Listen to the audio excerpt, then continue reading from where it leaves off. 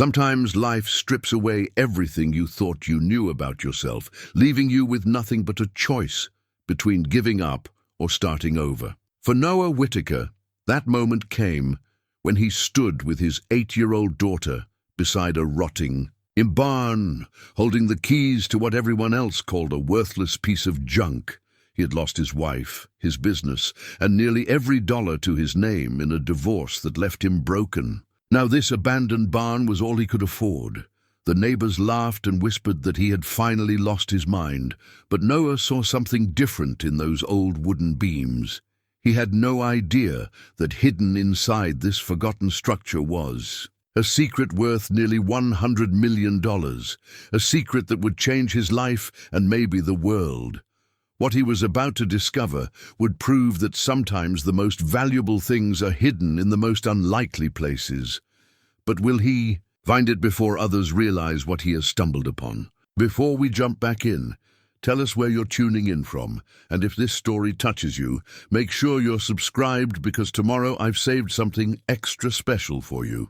The October wind cut through Noah's jacket as he stood in the gravel driveway, studying the structure that would either save them or finish what the divorce had started. The barn loomed before them like a monument to neglect, weathered grey, boards sagging under the weight of decades, ivy strangling the corners where foundation met earth, paint peeled in long strips that fluttered in the breeze like prayer flags from some forgotten faith.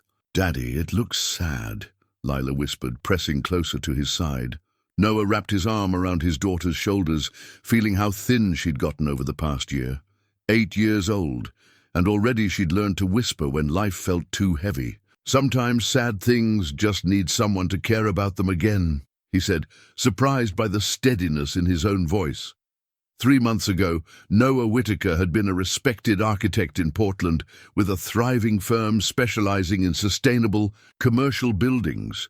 His designs had graced magazine covers. Industry peers sought his opinion. Sarah used to joke that he could make even concrete look graceful, that he saw possibilities where others saw only problems. That was before the accident, before the grief consumed their marriage from the inside out. Before Sarah's parents convinced her that Noah's depression made him unfit to raise Lila. Before lawyers picked apart everything they'd built together, selling it piece by piece to pay for the privilege of destroying their family. The custody battle lasted 18 months. Sarah got primary custody, the house, and most of their savings. Noah got every other weekend and the suffocating weight of starting over at 42. Then 6 months ago, Sarah's car hit black ice on Highway 26.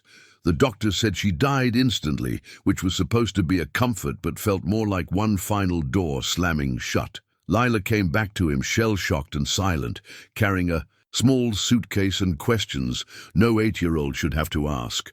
Noah had exactly $3,000 left after the funeral, a pickup truck that needed new tires, and a desperate need to get them both away from the city where every corner held memories of what they'd lost. The barn had appeared in an online listing, like a lifeline thrown to a drowning man. 40 acres of pasture and woodland in Cedar Ridge, Oregon, population 847. The price was impossibly low, which should have been a warning, but Noah saw only what he needed to see: space, privacy, and a chance to rebuild somewhere nobody knew. And their story. He'd driven out alone to view the property on a rainy Thursday in September. The real estate agent, a tired-looking woman named Carol, met him at the rusted gate with an apologetic smile. "I have to be honest with you, Mr. Whitaker," she'd said, struggling with the chain-link gate. "Most folks take one look and drive right. Back out. The barn's been empty since old man Crawford died in '97. His family couldn't find a buyer, so it just sat. Weather's been rough on it." That was an understatement. The barn's roof had more holes than shingles. The sliding door hung at a drunken angle from one remaining hinge. Windows were either broken or boarded over with plywood that had warped and split over the years. Weeds grew through cracks in the concrete foundation, and somewhere inside, Noah could hear the steady drip of water finding its way through rotted boards. But something about the structure spoke to him. The bones were good. He could see that in the way it still stood, despite decades of neglect. The proportions were unusual, more sophisticated than typical agricultural buildings. The foundation looked solid, poured concrete with clean lines. That suggested the original builder knew his craft. What was it used for originally? Noah had asked, running his hand along the weathered siding. Carol consulted her notes.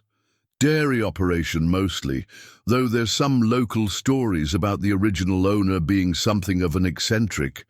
Built the whole thing himself in the 1920s, according to county records. Spent a fortune on it, which was strange for a simple farmer. Noah signed the papers that afternoon. Now standing here with Lila, the decision felt either brilliantly desperate or desperately brilliant. The town of Cedar Ridge stretched out below them in the valley, a collection of modest homes, a main street with more empty storefronts than occupied ones, and the kind of quiet that came from being too far off the interstate for casual visitors. "Ah, we really going to live in there?" Lila asked, doubt creeping into her voice. "We're going to make it beautiful," Noah promised. "Remember the house we designed together on paper? The one with the big kitchen and the window seat where you could read?" Lila nodded solemnly.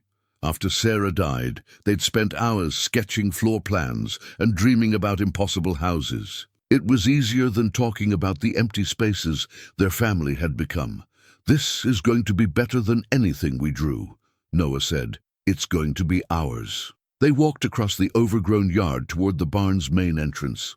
The sliding. A door stood partially open, revealing a slice of shadows within. Noah pulled out his phone's flashlight and stepped inside first, testing the floorboards before letting Lila follow. The interior was larger than it appeared from outside, with soaring ceilings supported by massive timber beams that had darkened with age, but remained solid. Shafts of afternoon light slanted through gaps in the walls, illuminating dust motes that danced in the air like lazy snow. The smell was earthy and dry, with undertones of old wood and something else.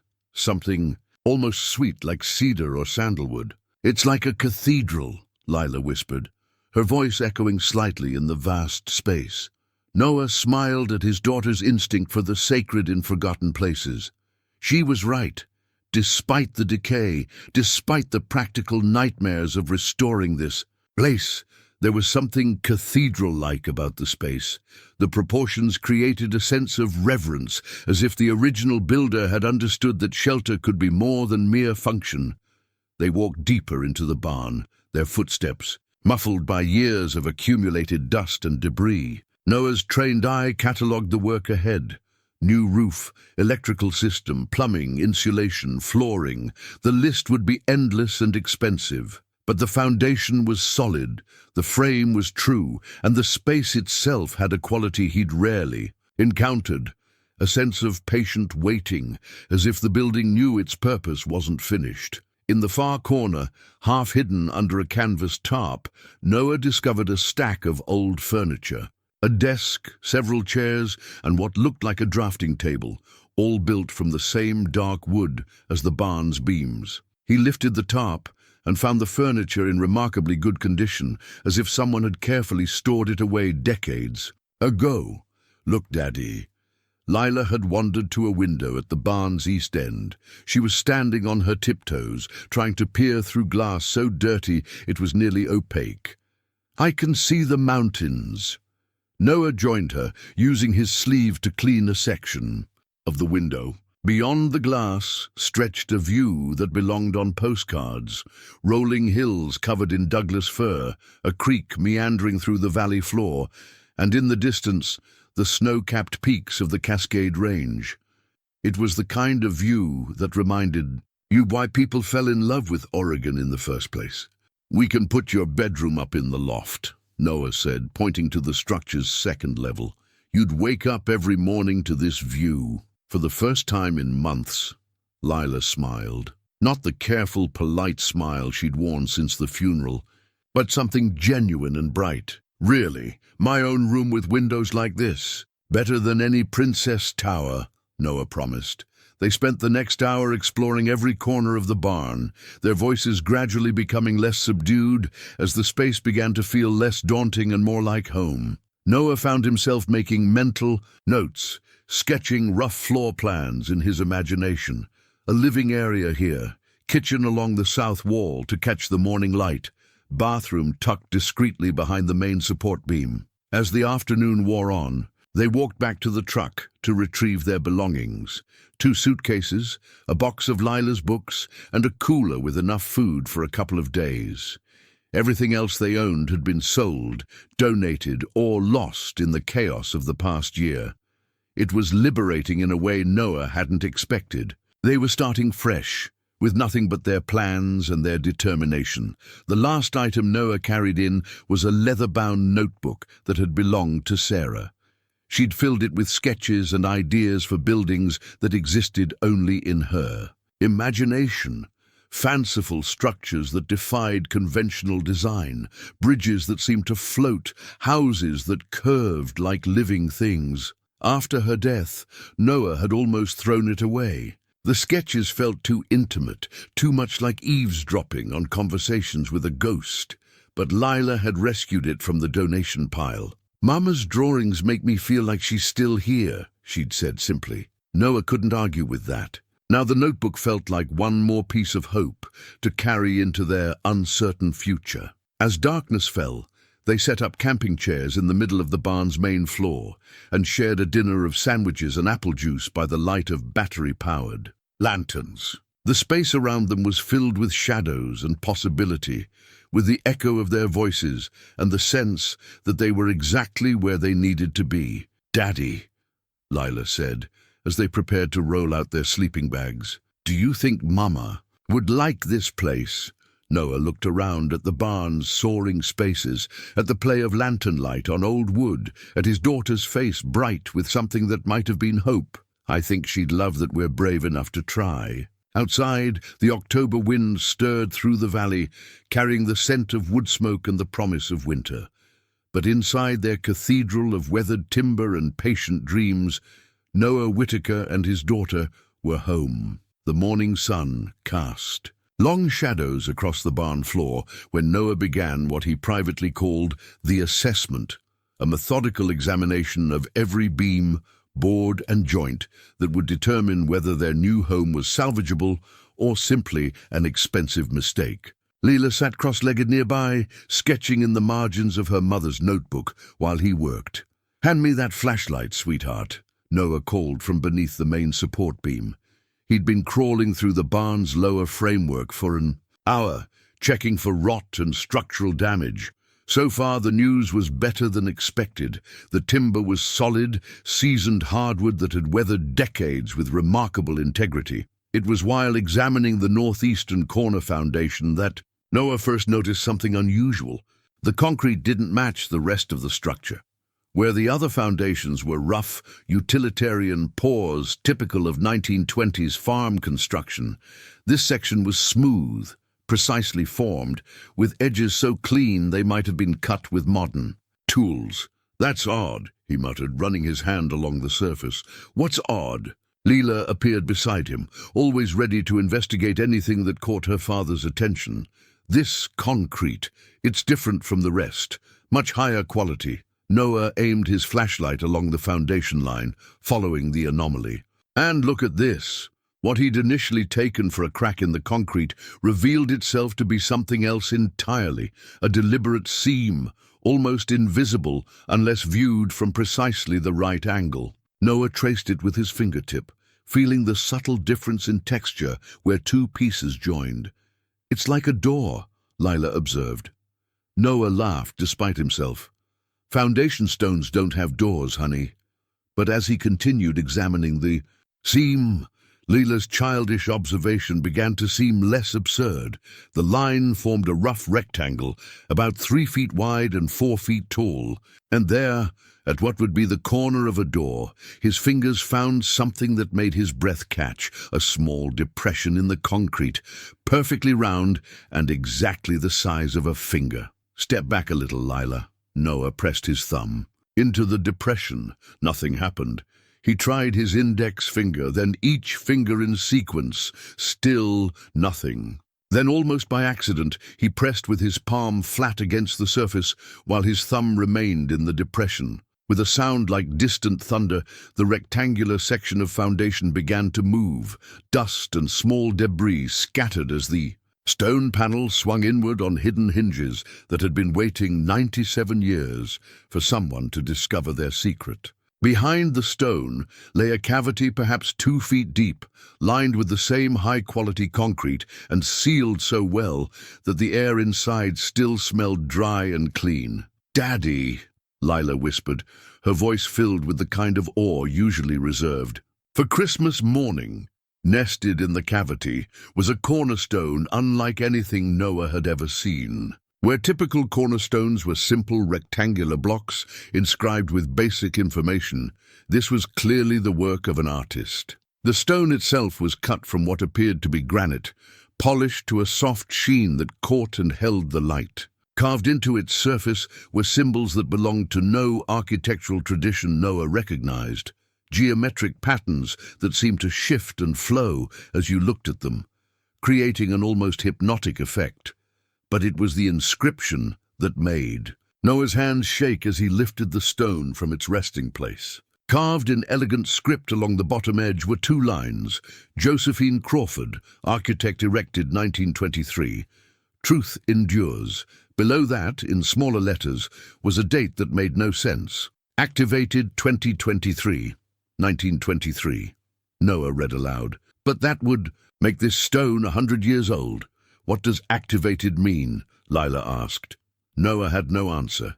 He turned the cornerstone in his hands, feeling its surprising weight. The granite was flawless, cut with a precision that would have been remarkable in 1923 and was impressive even by today's standards. But more puzzling were the symbols carved into its faces, not random decorations, but deliberate patterns that suggested meaning beyond mere ornamentation. "Lila, run and get your mother's notebook. I want to check something." While his daughter retrieved the leather journal, Noah continued examining the cornerstone. The symbols weren't random. They followed mathematical principles, with each pattern relating to the others in ways that spoke to Noah's architectural training. This wasn't folk art or amateur decoration. Someone with serious knowledge of geometric principles had designed these carvings. "Here, Daddy." Lila handed him the notebook, her small face tight with concentration. Noah opened to Sarah's sketches, pages he'd barely glanced at during the painful months after her death. Now, with the cornerstone in his lap, he found himself really looking at her drawings for the first time. What he saw made his chest tighten with something between excitement and dread. There, on page after page, were variations of the same symbols carved into the cornerstone. Sarah had drawn them over and over, sometimes alone, sometimes integrated into building designs that defied conventional architecture. In the margins, she'd made notes in her careful handwriting: energy flows, resonance patterns, natural amplification. She knew, Noah whispered. Somehow Sarah knew about this place. Knew what? Lila leaned against his shoulder, studying her mother's drawings. Before Noah could answer, the sound of footsteps on gravel announced a visitor. Noah quickly set the cornerstone aside and stood, brushing dust from his knees. Through the barn's open door, he could see a man in a county uniform approaching with the purposeful stride of someone bearing official business. "Mr. Whitaker, I'm Tom Bradley, Cedar Ridge Building Inspector." The man was perhaps 60, with the weathered face of someone who'd spent his career dealing with construction problems. "I received a call about renovation work beginning here without proper permits." Noah's stomach sank. He'd been so focused on the immediate challenge of making the barn habitable that he'd put off the bureaucratic necessities. "I haven't started any major work yet. Just assessment and cleanup." "That may be, but county regulations require permits for any dwelling conversions, especially involving historical structures." Bradley stepped into the barn, his gaze taking in the camping chairs, sleeping bags, and other signs of occupancy. Are you currently living here? Temporarily, yes. While we plan the renovation. Bradley made a note on his clipboard. I'm afraid that's not permitted. This structure isn't zoned for residential use and doesn't meet current safety codes for habitation. What does that mean? Lila asked, moving closer to Noah. Bradley's expression softened slightly when he looked at the child. It means you can't live here until the building meets county standards. That includes electrical, plumbing, insulation, emergency egress, a full renovation with proper permits and inspections. How long would that take? Noah asked, though he dreaded the answer. 6 months minimum, assuming you can get approved plans and contractors lined up quickly. Could be longer if we run into complications. Bradley glanced around the barn's cavernous interior. To be honest, Mr. Whitaker, most people would be better off tearing this down and building new. The costs to bring a structure this old up to? Code can be prohibitive. Noah felt the walls of his carefully constructed hope beginning to crumble. 6 months of permits and contractors meant money he didn't have and time he couldn't afford. What if I can't meet the requirements? Then I'll have to post this as uninhabitable and you'll need to find alternative housing. Bradley's tone was sympathetic but firm. I'm sorry. I know this isn't what you wanted to hear.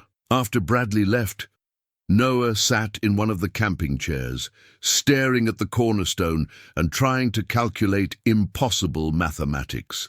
$3,000 wouldn't cover permits, let alone the renovations Bradley had described. They had nowhere else to go and no money to rent even a modest apartment while the work was done.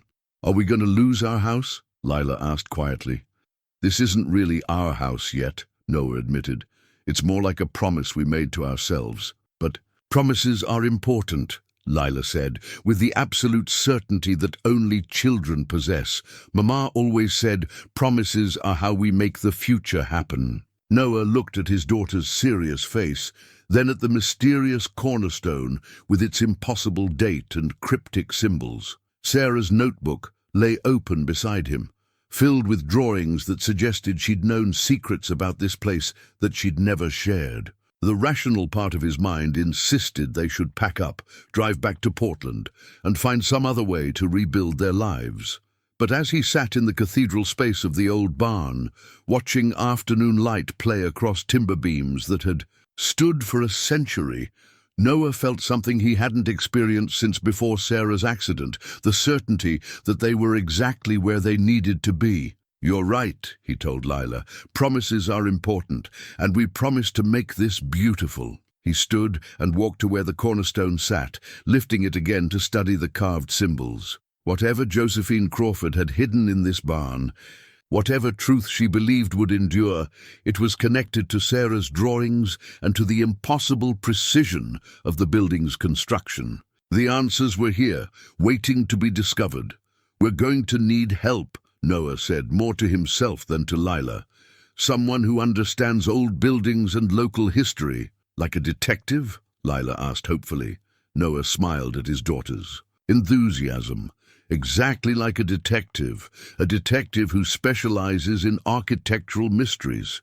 As the sun set over Cedar Ridge, casting the barn's interior in warm golden light, Noah Whitaker made a decision that would change everything. They wouldn't run from the building inspector's ultimatum. Instead, they would solve the puzzle that Josephine Crawford had left behind, one carved symbol at a time. The cornerstone seemed to grow heavier in his hands, as if it understood that its century-long wait was finally coming to an end. The discovery came 3 days later, while Noah was installing temporary electrical lines to bring basic lighting to the barn. He'd been running wire along the eastern wall when his drill bit hit something harder than wood, something that rang like metal when struck. "Lila, bring me that flashlight," he called. His daughter appeared instantly, as if she'd been waiting for the next revelation. Over the past few days, their exploration of the barn had taken on the quality of a treasure hunt, with each new discovery adding pieces to a puzzle they didn't yet understand. Noah aimed the light at the hole his drill had made and saw the gleam of metal beneath the weathered boards. "There's something behind this wall," Working carefully, he pried away a section of siding to reveal a narrow gap between the outer wall and an inner structure. Wedged into this space was a canvas-wrapped bundle, oiled and sealed so thoroughly that it looked as fresh as the day it had been hidden. "What is it?" Lila whispered. Noah lifted the bundle from its hiding place, surprised by its weight. The canvas fell away to reveal a wooden box, beautifully crafted from the same dark timber as the barn's beams. Brass fittings had turned green with age, but remained solid. The lid was secured with a simple latch that opened at his touch. Inside, nested in felt-lined compartments, were the most exquisite surveying instruments Noah had ever seen. A brass transit gleamed as if newly polished. Its telescope and compass rose marked with precision that spoke of master craftsmanship. Beside it lay a surveyor's level, measuring chains and tools he couldn't immediately identify, all bearing the maker's mark, J. Crawford, Architect, in elegant script. "These belong to the same person who carved the cornerstone," Noah said, lifting the transit to examine its intricate mechanisms. Josephine Crawford. But as he explored the toolkit's contents, Noah realized these weren't ordinary surveying instruments. The measurements were all wrong, or rather, they were right in ways that shouldn't have been possible in 1923. The precision was machine shop quality. The materials were alloys that belonged to modern manufacturing, and several instruments appeared to measure things that hadn't been discovered until decades after Crawford's time. "Daddy, there's a letter," Lila announced. At the bottom of the box, beneath the instruments, lay a sealed envelope addressed simply to "The One Who Seeks Truth." Noah opened it with trembling fingers and found a letter written in the same elegant script as the cornerstone inscription to whoever finds these words. "If you are reading this, then the time has come for my work to continue. I have built this structure according to principles that few in my era will understand, but which I pray will be recognized by future generations wise enough to see what I have hidden in plain sight. These instruments will help you survey not just the physical properties of this building, but its deeper purposes. Every measurement was calculated to precise tolerances for reasons that will become clear as you progress. Trust the mathematics, even when they seem to contradict what you think you know about construction. The world is not ready for what I have discovered, but perhaps it will be ready for what you can build upon my foundation. Seek the resonance points. They will guide you to understanding. In hope and determination, Josephine Crawford, Architect and Seeker, 1923. "What does it mean?" Lila asked. Before Noah could answer, the sound of another vehicle in the driveway announced yet another visitor. But this time, instead of an official county truck, a small sedan was pulling up to the barn. The woman who emerged was perhaps 50, with graying hair and the purposeful movement of someone accustomed to being the smartest person in the room. "Mr. Whitaker, I'm Dr. Elena Martinez from the Cedar Ridge Historical Society. I heard through Tom Bradley that you've been asking questions about the original construction of this barn." Noah set the surveying tools aside and stepped out to meet her. "Dr. Martinez, thank you for coming all the way out here. Actually, I've been wanting to visit this property for years.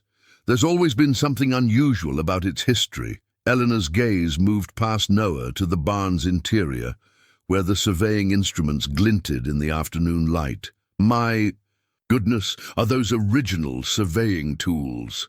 We found them hidden in the wall," Lila announced proudly. "They belonged to Josephine Crawford." Elena's eyes widened. "You found Crawford's instruments? Do you have any idea how significant that is?" "I was hoping you could tell me," Noah admitted. "We've discovered some things that don't quite add up, and I need to understand what we're dealing with before I proceed with renovation plans." Elena stepped into the barn, her historian's eye taking in every detail. Josephine Crawford is something of a legend in certain academic circles. She was one of the first licensed black female architects in the Pacific Northwest, but her work was largely suppressed due to the racial attitudes of the 1920s. Suppressed how? Her designs were revolutionary, decades ahead of their time in terms of sustainable construction and energy efficiency. But because of her race and gender, most of her projects were credited to white male architects, or simply built without any architectural credit at all. Elena paused beside the surveying instruments, studying them with obvious reverence. She disappeared in 1924, shortly after completing this barn. Most historians assumed she died or left the region. What made her designs so revolutionary? Noah asked. Elena picked up one of the unidentified instruments, turning it in her hands. She understood principles of natural energy flow that wouldn't be recognized by mainstream science for another 50 years.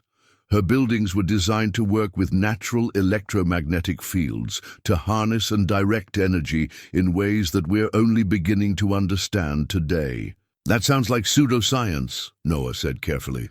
It would have in 1923, Elena agreed. But recent research into biomimicry and natural energy systems has validated many of Crawford's theories. She was essentially doing what we now call living building design, creating structures that functioned more like organisms than simple shelters. Noah thought of Sarah's notebooks, filled with drawings of buildings that seemed to flow and breathe like living things. Is it possible that Crawford's ideas influenced other architects, people who came later? It's possible, though documentation is scarce. Why do you ask? Instead of answering directly, Noah retrieved Sarah's notebook from where he'd left it on the drafting table. He opened it to one of her more detailed sketches, a building design that seemed to pulse with organic energy, and handed it to Elena. The historian's intake of breath was audible. Where did you get this? My late wife drew. She had notebooks full of similar designs, but I never understood where the inspiration came from. Noah paused. Until now. Elena studied the sketch intently, then looked up at the barn's soaring spaces. Your wife understood Crawford's principles. These drawings show the same awareness of energy flow, the same organic approach to structural design. How is that possible? Sarah never mentioned Crawford, and I don't think she'd even heard of this place until we bought it. Sometimes knowledge finds its way across generations in unexpected ways, Elena said softly, especially when it's knowledge that was suppressed rather than lost. They spent the next hour examining the surveying instruments, while Elena explained what she knew of Crawford's work. The more they learned, the more extraordinary the barn became. Every measurement, every angle, every seemingly arbitrary architectural choice served a purpose in Crawford's greater design. According to my research, Elena said, Crawford believed she was building more than just a barn. She thought she was creating a prototype for structures that could actually generate clean energy from natural sources. That's impossible, Noah said automatically, then caught himself. Isn't it? In 1923, yes. Today, Eleanor shrugged. We have solar panels, wind turbines, geothermal systems. The idea of buildings that generate their own power is becoming commonplace. But Crawford was trying to do it using principles we still don't fully understand. As the afternoon wore on, they used Crawford's instruments to survey the barn's layout, discovering that every major structural element was positioned according to precise mathematical relationships. The placement of support beams, the angles of the roof, even the dimensions of the doors and windows followed patterns that created what Crawford had called resonance points. It's like a massive tuning fork, Elena observed. The entire structure is designed to vibrate in harmony with natural energy fields. And you think this actually works? Noah asked. I think there's only one way to find out, Elena replied. We need to restore the barn exactly according to Crawford's original specifications and see what happens. That evening, after Elena had left with promises to research Crawford's other projects, Noah and Lila sat in their camping chairs, surrounded by the surveying instruments and Sarah's notebook. The barn felt different now, not just a shelter they were trying to make habitable, but a machine they were learning to operate. Daddy, Lila said quietly, I think Mama knew we would find this place. Noah looked at his daughter's serious face, then at the notebook filled with drawings that seemed to predict their current situation. What makes you say that? Because she drew us here, Lila said simply. In her pictures, she drew the energy flowing through buildings, and now we found a building with energy in it. That's not an accident. As Noah tucked Lila into her sleeping bag that night, he found himself wondering if his 8-year-old daughter understood something about their situation that he was only beginning to grasp. Sarah's death had seemed like random tragedy, the barn like desperate necessity. But what if their path to this place had been guided by forces beyond coincidence? Outside, the October wind stirred through the valley, and for the first time since they'd arrived, Noah could swear he felt the barn responding, a subtle shift in the air, a whispered hum too low to hear, but present enough to feel in his bones. Josephine. Crawford's instruments gleamed in the moonlight, waiting to reveal the next secret. The breakthrough came while Noah was replacing rotted floorboards in what would become Lila's bedroom area. His crowbar had been meeting unusual resistance from one particular section, as if the wood beneath was denser than it should be. When he finally pried up the stubborn plank, he found himself staring at a piece of paper that had no business existing. The document was pristine, despite being hidden under floorboards for nearly a century, protected by some kind of oiled wrapping that had kept moisture at bay. As Noah carefully unfolded it, he realized he was looking at a fragment of architectural blueprints, unlike anything he'd ever seen. "Lila, come look at this." His daughter scrambled up the ladder to the loft area, always eager to participate in their daily discoveries. Over the past week, their exploration of the barn had taken on a ritualistic quality. Each morning brought new mysteries. Each evening found them comparing notes and theories like a pair of amateur archaeologists. The blueprint fragment showed a section of the barn's foundation, but with details that made no sense according to conventional construction methods. Where normal blueprints would show simple concrete footings, this diagram revealed a complex network of channels and chambers running beneath the entire structure. Mathematical formulas filled the margins, equations that dealt with frequencies, resonance patterns, and energy conversion rates. But what made Noah's hands tremble was the fact that the entire document was written in code. "It's like a secret message," Lila observed, studying the symbols that replaced normal architectural notation. "Not just like one," Noah murmured. "It is one." He photographed the blueprint with his phone and sent the images to Elena, along with a text. "Found something extraordinary. Can you come out today?" Her response was immediate.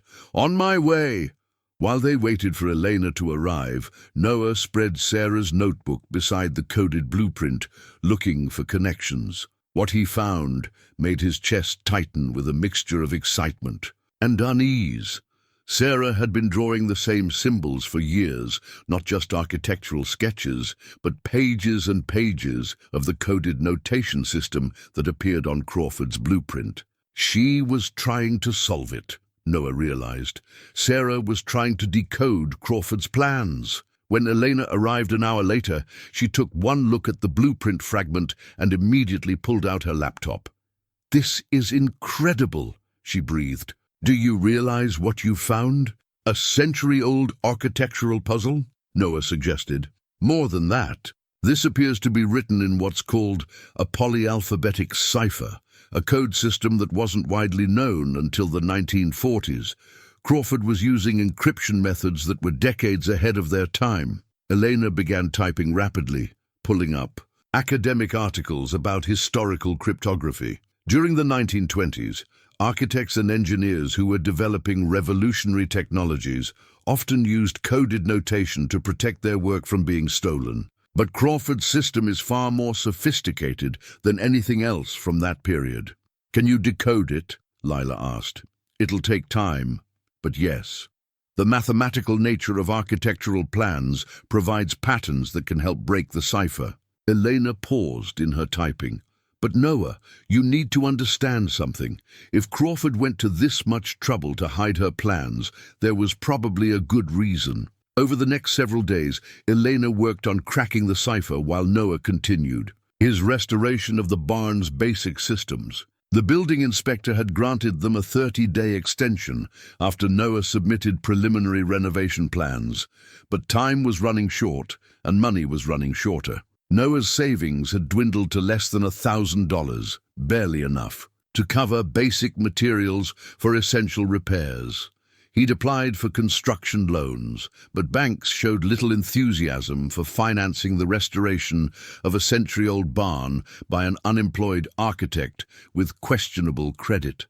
The stress was beginning to show. Lila had started school in Cedar Ridge, where she faced the curious stares of children who knew she lived in a barn. Her teacher, Mrs. Patterson, had called twice with concerns about Lila's unusual living situation and hints that social services might need to be involved if permanent housing wasn't secured soon. "We might have to consider other options," Noah told Elena during one of their evening work sessions. "Maybe I should sell the property and use the money to rent something in town while I look for work." "You can't give up now," Elena protested. "We're so close to understanding what Crawford built here." "Understanding it won't pay for Lila's future," Noah replied wearily. "I have to be practical." It was then that Elena made her first breakthrough with the cipher. "Look at this," she said, pointing to her laptop screen where she'd begun translating sections of the coded blueprint. "The foundation isn't just structural support. According to these plans, it's designed to collect and focus natural electromagnetic energy from the Earth itself." Noah studied the translated sections. What had appeared to be simple concrete footings were revealed as precisely calculated chambers, designed to channel underground energy flows. "That's impossible, is it? We know the Earth generates its own magnetic field. We know that certain geological formations can concentrate electromagnetic energy. What if Crawford found a way to harness that energy for practical use?" The implications were staggering. If Crawford had truly designed a building that could generate its own power from natural sources, the patent rights alone would be worth millions, assuming the technology actually worked. "There's something else," Elena continued. "The blueprint shows that this is only part of a larger system. Crawford designed multiple collection points throughout the property, all feeding into a central processing chamber that should be located," she paused to check her calculations, "directly beneath the barn's center." "There's nothing beneath the center except solid concrete," Noah said. Eleanor smiled. That's what Crawford wanted people to think. The next morning, using Crawford's surveying instruments, they located the precise center point of the barn's floor plan. Noah's measurements confirmed Elena's calculations. According to the coded blueprint, there should be an access point to the underground chamber at exactly this location. "I don't see anything," Noah said, examining the apparently solid concrete floor. "Crawford was too clever to make it obvious," Elena replied. She knelt beside the floor, running her hands over the surface while consulting the decoded plans. According to this, the access mechanism should be activated by applying pressure to specific points in a particular sequence. Following the blueprint's instructions, Elena pressed her palms against 5 seemingly random spots on the concrete floor. For a moment, nothing happened. Then, with the same quiet thunder they'd heard when the cornerstone cavity opened, a section of floor began to sink. What revealed itself was not just a hidden chamber, but a stairway leading down into darkness. Stone. Steps so expertly crafted, they seemed to have been cut from living rock. "My God," Noah whispered. "She built an entire basement level that doesn't appear on any official records." Lila peered down into the shadowy depths. "It's like a secret laboratory." Noah fetched flashlights and battery-powered lanterns, and together they descended into Josephine Crawford's hidden masterpiece. What they found at the bottom of the stairs was a workshop that belonged in a museum of visionary architecture. The chamber was larger than the barn's footprint, extending beneath the entire property through a network of rooms and corridors. Crawford had carved this space directly from the bedrock, lining the walls with the same high-quality concrete used in the foundation. But it was the equipment that took Noah's breath away. Workbenches held instruments that seemed decades ahead of their time. Precision measuring devices, electromagnetic field detectors, and mechanisms he couldn't begin to identify. Drawings covered every available wall surface, showing energy flow patterns, mathematical calculations, and design schematics for technologies that wouldn't be invented for another 50 years. She was a genius, Elena breathed, an absolute genius who was born into the wrong era. As they explored the underground workshop, Noah began to understand the true scope of Crawford's vision. This wasn't just about building a more efficient barn. She had been developing an entirely new approach to architecture, structures that would work in harmony with natural energy systems to provide sustainable power for human communities. "Look at this," Elena called from across the chamber. She was standing beside what appeared to be a scale model of the entire Cedar Ridge Valley, complete with miniature buildings and topographical details. She mapped the entire region's energy patterns.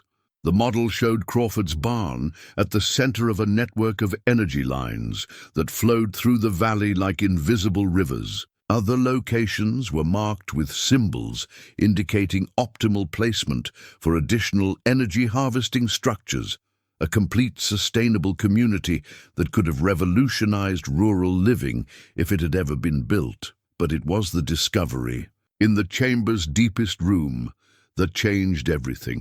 There, mounted on the wall like a shrine, was a photograph of Crawford herself, a woman in her 30s with intelligent eyes and the confident bearing of someone who knew her own worth despite a world that refused to recognize it. Beside the photograph was a letter, sealed and addressed to the future.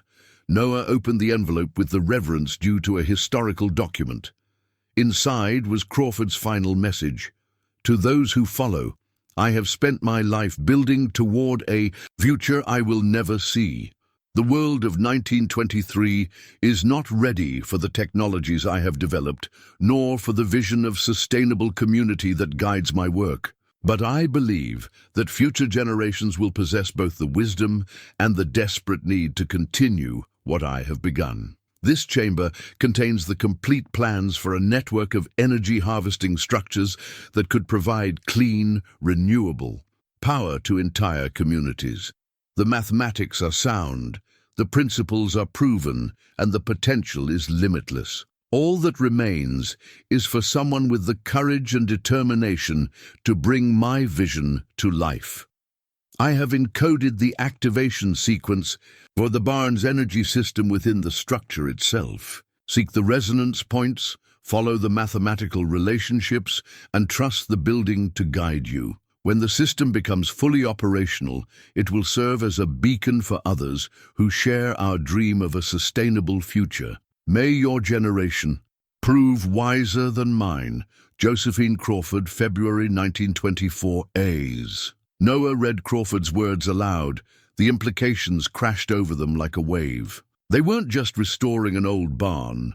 They were uncovering the suppressed plans for a revolutionary technology that could transform how humanity approached energy production. The building inspector, the permits, the financial pressures, Noah said slowly. None of that matters if Crawford's system actually works. And if it doesn't?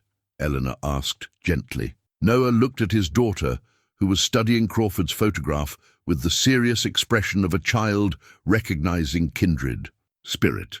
Then at least we'll have honored the memory of someone who dared to dream impossibly big dreams. As they climbed back to the barn's main level, Noah felt the weight of responsibility settling on his shoulders like a mantle. Josephine Crawford had waited a century for someone to continue her work. Sarah had somehow known they would find this place and these plans. Now it was up to him and Lila to determine whether Crawford's vision would finally see the light of day or remain buried forever in the bedrock beneath Cedar Ridge.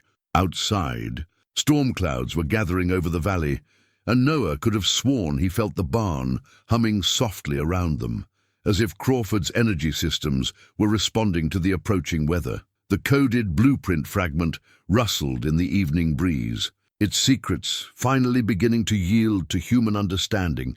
after nearly 100 years of patient waiting. The portrait changed everything. Noah discovered it 3 days after they found Crawford's workshop, hidden behind a loose panel in what appeared to be a simple storage closet.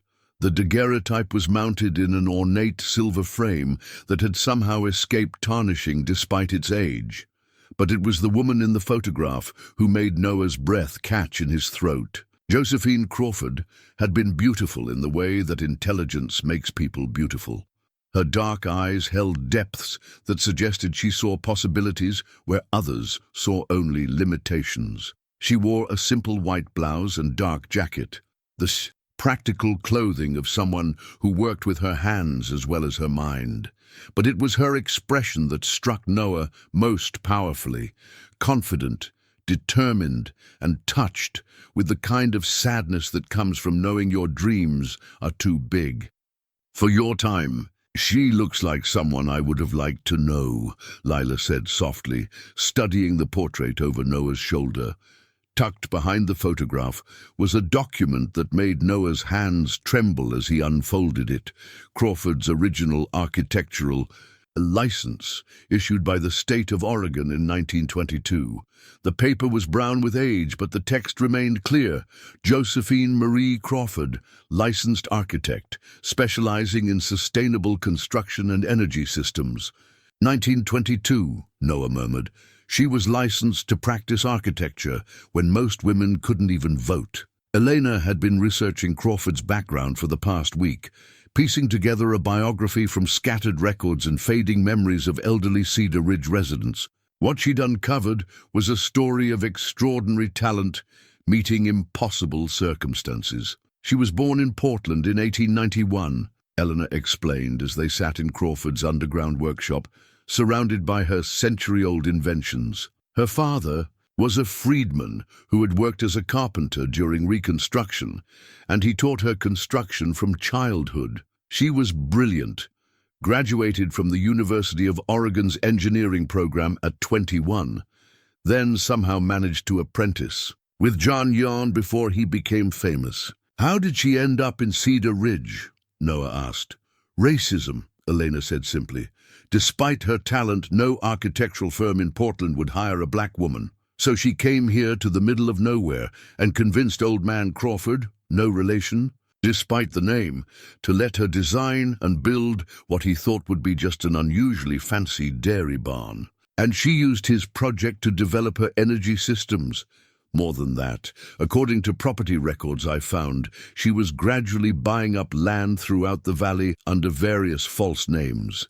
She was planning to build an entire community based on her sustainable energy principles." Elena pulled out a folder filled with photocopied documents. "Look at this. Between 1922 and 1924, properties throughout Cedar Ridge were purchased by shell companies with names like Future Energy Holdings and Sustainable Communities, Inc., all of them traced back to Crawford. Noah studied the property maps Elena had assembled. Crawford's land purchases formed a pattern, strategic locations throughout the valley that, according to her energy flow diagrams, represented optimal points for power collection and distribution. She was building towards something much bigger than this barn, Noah realized. This was just the prototype. Exactly. And then in February 1924, she disappeared.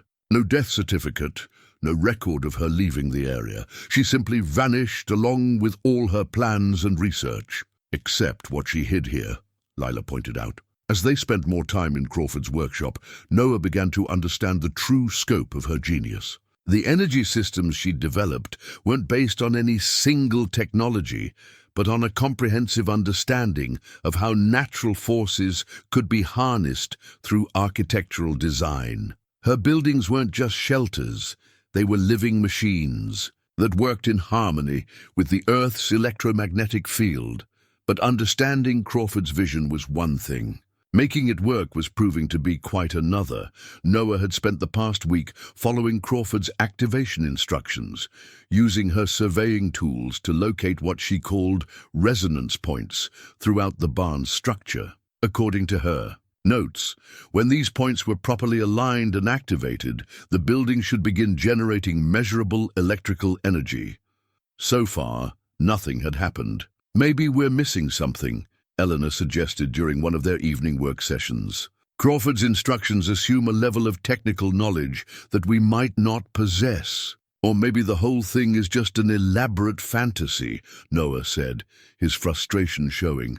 A brilliant woman's impossible dream that we're trying to turn into reality. The pressure was mounting from all directions. The building inspector had made another visit, this time with a county health official who expressed serious concerns about Lila living in what he termed substandard conditions. Noah's bank account had dwindled to less than $300, and winter was approaching with the promise of heating bills he couldn't afford. Worst of all, there were signs that their activities hadn't gone unnoticed. Noah first became aware they were being watched when he spotted the same sedan parked on the county road 3 days in a row. When he walked down to investigate, the car would drive away, only to return a few hours later.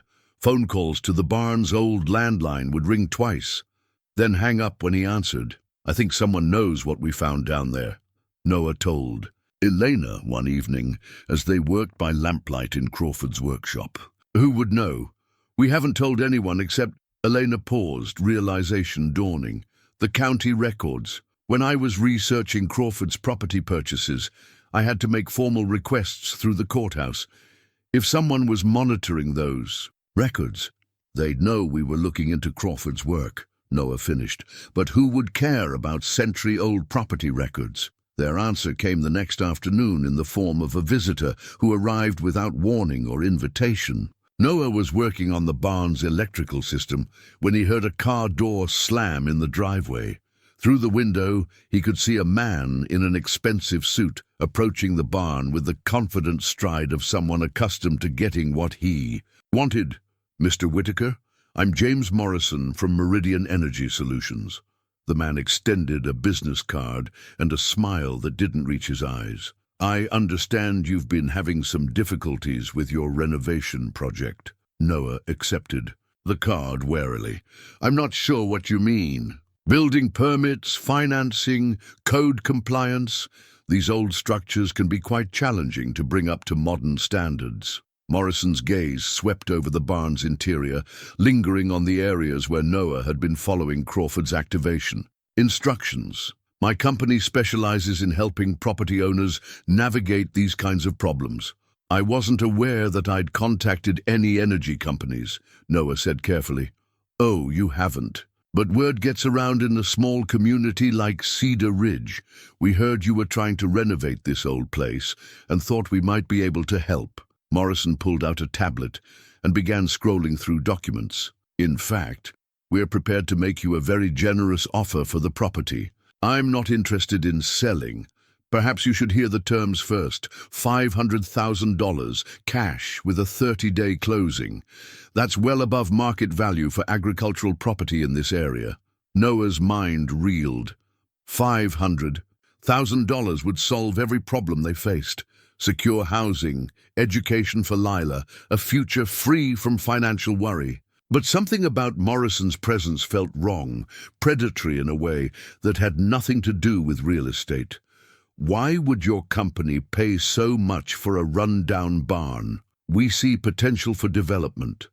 Clean energy infrastructure, sustainable housing, that sort of thing. Very forward-thinking projects that could benefit the entire community." The irony wasn't lost on Noah. Morrison was describing exactly what Crawford had planned for Cedar Ridge, but in the sanitized language of corporate development. "I'll need time to think about it," Noah said.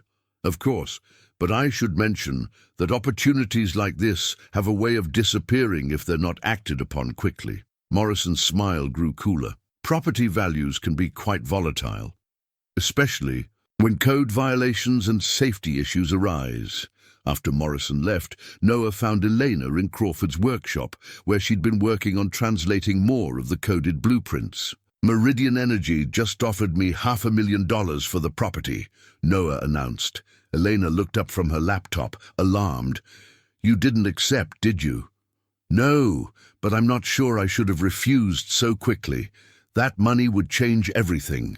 For Lila and me. Noah, you need to understand what you're dealing with. Elena pulled up a web browser and searched for Meridian Energy Solutions. Look at this. The company's website was professionally designed but vague about specifics. Meridian claimed to be involved in energy infrastructure development and sustainable technology acquisition, but gave no details about actual projects or technologies. They're a front company, Elena said. I'd bet money that if you dig deep enough, Meridian is owned by one of the major fossil fuel corporations. They specialize in acquiring and suppressing clean energy patents. You think they know about Crawford's technology? I think they've been monitoring research into historical clean energy projects for decades. When my requests for Crawford's records triggered their attention, they sent Morrison to assess the situation. That evening, as Noah tucked Lila into her sleeping bag, his daughter asked the question that had been haunting him all day. Are we going to sell our house, Daddy? This isn't really our house yet, Noah said gently. It's still just a possibility. But if we sell it, someone else will get Crawford's inventions, and they might not use them the right way. Out of the mouths of babes, Lila had identified the core dilemma with the clarity that only children possess. They could take Morrison's money and secure their immediate future, or they could honor Crawford's legacy and risk losing everything in the attempt. What do you think we should do? Noah asked. Lila was quiet for a long moment, staring up at the barn's rafters where shadows danced in the lantern light. I think we should ask Crawford what she would want us to do. That night, Noah returned to Crawford's workshop and sat before her portrait, studying the intelligent eyes of a woman who had sacrificed everything for a vision that might never be realized. What would you do? He asked the photograph. If you were in my position, with a daughter to protect and bills to pay and powerful people trying to stop you. The answer, when it came to him, was so obvious he wondered why he'd ever doubted it. Crawford had faced the same choice in 1924, abandon her revolutionary work for financial security or risk everything for the chance to change the world. She had chosen to hide her plans and trust that future generations would have the courage to finish what she started. Now it was Noah's turn to make that choice. He climbed back to the main level of the barn, where Lila was sleeping peacefully among the camping gear and construction materials that had become their temporary life. Outside, storm clouds gathered over Cedar Ridge, and Noah could feel something building in the air, an electrical tension that seemed to emanate from the very structure around them. Crawford's energy systems were still dormant, still waiting for the final key that would bring them to life. But Noah was beginning to suspect that the key wasn't mechanical or electrical. It was the willingness to believe that impossible dreams could become reality, one carefully placed stone at a time. The discovery of the resonance chamber came by accident, triggered by Lila's natural curiosity and Crawford's genius for hiding secrets in plain sight. Noah had been following Crawford's activation instructions for 2 weeks, using her surveying instruments to locate and test various resonance points throughout the barn. Each point was marked by subtle variations in the building's construction. A beam slightly thicker than necessary, a joint reinforced beyond structural requirements, materials that seemed out of place for a 1920s agricultural building. Nothing had worked. Despite his careful measurements and precise adherence to Crawford's coded instructions, the barn remained stubbornly ordinary, showing no signs of the revolutionary energy systems her plans promised. Maybe we're approaching this wrong, Elena suggested during one of their evening work sessions. Crawford's notes keep referring to harmonic alignment, but we've been treating each resonance point as separate rather than part of a unified system. What do you mean? Noah asked, looking up from Crawford's surveying instruments. Think of it like a piano. Individual keys produce notes, but music comes from the relationships between those notes. We need to activate all the resonance points simultaneously to create the harmonic pattern Crawford designed. It was a logical theory, but Noah had no idea how to implement it. Crawford's activation instructions were written in her coded notation system, and despite Elena's progress in deciphering the cipher, crucial details remained unclear. That's when Leela made her breakthrough. "Daddy, listen to this," she called from across the barn, where she'd been playing with a set of tuning forks Noah had found among Crawford's tools. The sound that filled the air was unlike anything Noah had ever heard. Not just the pure tone of struck metal, but something deeper and more complex. The barn itself seemed to be responding, creating harmonics and overtones that transformed Lila's simple note into a symphony of sound. "Do it again," Eleanor said urgently. This time, when Lila struck the tuning fork, they all heard it clearly. The barn was amplifying and modifying the sound, turning a single frequency into a complex harmonic pattern. But more than that, Noah could feel the vibrations in his bones, as if the entire structure was resonating like a massive musical instrument. "The whole building is a resonance chamber," Noah breathed. Crawford didn't just design energy collection points. She designed the entire structure to function as a single massive tuning fork. Elena was already pulling up Crawford's blueprints on her laptop. "Look at the measurements. Every dimension in this building corresponds to specific mathematical relationships. The width, the length, the height, they're all proportional to harmonic frequencies, like the old cathedrals," Noah realized. Gothic architects used mathematical ratios to create buildings that would naturally amplify sound and create specific acoustic effects. Except Crawford was working with electromagnetic frequencies instead of sound waves. They spent the rest of the evening experimenting with different combinations of tuning forks and resonance points. Each test revealed new layers of complexity. In Crawford's design, the barn wasn't just responding to sound, it was converting acoustic vibrations into electrical energy, just as Crawford's plans had promised. But their experiments were interrupted by an unwelcome discovery. Noah was adjusting one of the resonance points when he noticed something that made his blood run cold. Fresh scratches on the metal surface, scratches that hadn't been there the day before. "Someone else has been here," he announced, examining the marks more closely. Elena and Lila joined him, studying the evidence of intrusion. The scratches were tool marks made by someone who had been trying to remove or disable the resonance mechanism. "Last night?" Elena asked. "Must have been. We were here until sunset yesterday, and these marks are definitely new." Noah felt a chill that had nothing to do with the evening air. The barn's isolation, which had felt like privacy, now felt like vulnerability.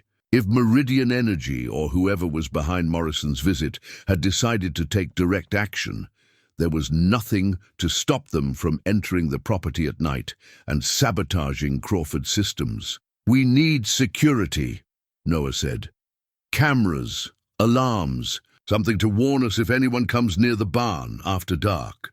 "With what money?" Elena asked gently.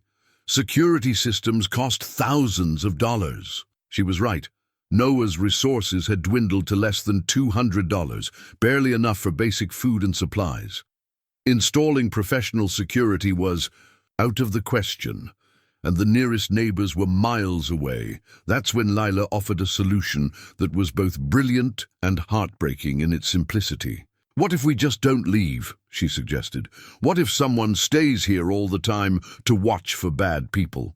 Noah looked at his 8-year-old daughter, who was proposing to stand guard over a century-old mystery with the determination of a soldier. The thought of putting that responsibility on her shoulders was unbearable, but the alternative, losing Crawford's legacy to corporate sabotage, might be worse. "We'll take shifts," Noah decided. "Someone awake and alert at all times until we figure out what we're dealing with." The next few days passed in a haze of sleep deprivation and mounting tension. Noah and Elena alternated night watches while Layla attended school, each of them learning to function on 3 or 4 hours of sleep. During the day, they continued their experiments with Crawford's resonance systems, making steady progress toward understanding how the energy collection worked. but the strain was beginning to show. Lila's teacher called to express concern about the child's exhaustion and difficulty concentrating. Elena's historical research suffered as she struggled to stay alert during long nights of guard duty. Noah found himself making mistakes in his restoration work, his judgment clouded by fatigue and stress. The situation came to a head on Thursday night when Noah was jolted awake by the sound of vehicles in the driveway. He grabbed his flashlight and crept to the barn's main window, peering out into the darkness. 2 SUVs were parked near the entrance, their engines running and headlights off. Dark figures moved between the vehicles, too many to count in the poor light. Noah's heart hammered as he realized this wasn't a simple break-in attempt. This was a coordinated operation involving multiple people and serious equipment. He woke Elena and Lila as quietly as possible, gesturing for silence. Together they crept to Crawford's workshop entrance, slipping down into the underground chamber just as they heard the barn's main door being forced open. In the darkness below, they listened to footsteps moving across the floor above their heads. Voices called out coordinates and instructions in the clipped language of people conducting a professional search operation. Thermal imaging shows 3 heat signatures, someone reported. 2 adults and 1 child moved to the lower level approximately 30 seconds ago. Noah's blood went cold. They weren't just searching the barn. They were hunting him, Elena and Lila specifically. "What do we do?" Eleanor whispered. Before Noah could answer, Lila made a decision that changed everything. She moved to Crawford's resonance testing equipment and began systematically striking every tuning fork in the collection, creating a cacophony of overlapping frequencies that filled the underground chamber with sound. The effect was immediate and extraordinary. The barn above them began to hum, then vibrate, then actually shake, as Crawford's century-old resonance systems finally achieved full harmonic alignment. Electrical panels throughout the workshop suddenly blazed with light as the building's energy. Collection systems came online for the first time in nearly 100 years. But more than that, the resonance created by Lila's tuning forks seemed to trigger some kind of defensive response. Alarms began wailing throughout the barn's structure. Lights flashed in patterns that would be visible for miles, and a subsonic vibration made the entire building feel like it was alive and angry. The voices above them shouted in confusion and alarm. Footsteps ran toward the exits, and within minutes Noah could hear vehicle engines starting and tires spinning on gravel as their unwelcome visitors retreated. When silence returned, the 3 of them climbed back to the barn's main level, to find Crawford's energy systems humming with steady power. Every light in the building was on, powered by electricity generated from the Earth itself through principles that wouldn't be understood by mainstream science for decades to come. "She did it," Elena breathed, staring at the display panels that showed impossible levels of clean energy production. Crawford actually did it. She built a working free energy system in 1923. Noah looked around at the barn, transformed, its century-old technology finally awakened by his daughter's intuitive understanding of harmonic relationships. The building that had seemed like their last desperate hope was revealed to be something much more significant, proof that sustainable energy technology had been available for generations, suppressed by forces that profited from scarcity. "This changes everything," he said softly. Outside, dawn was breaking over Cedar Ridge, and Noah realized that they had just crossed a line from which there would be no return. Crawford's energy systems were no longer a historical curiosity. They were a working technology that could revolutionize how the world approached power production. But as the barn's defensive systems powered down and normal quiet returned to the valley, Noah also understood that their troubles were just beginning. Whoever had attempted to raid the barn tonight wouldn't give up easily.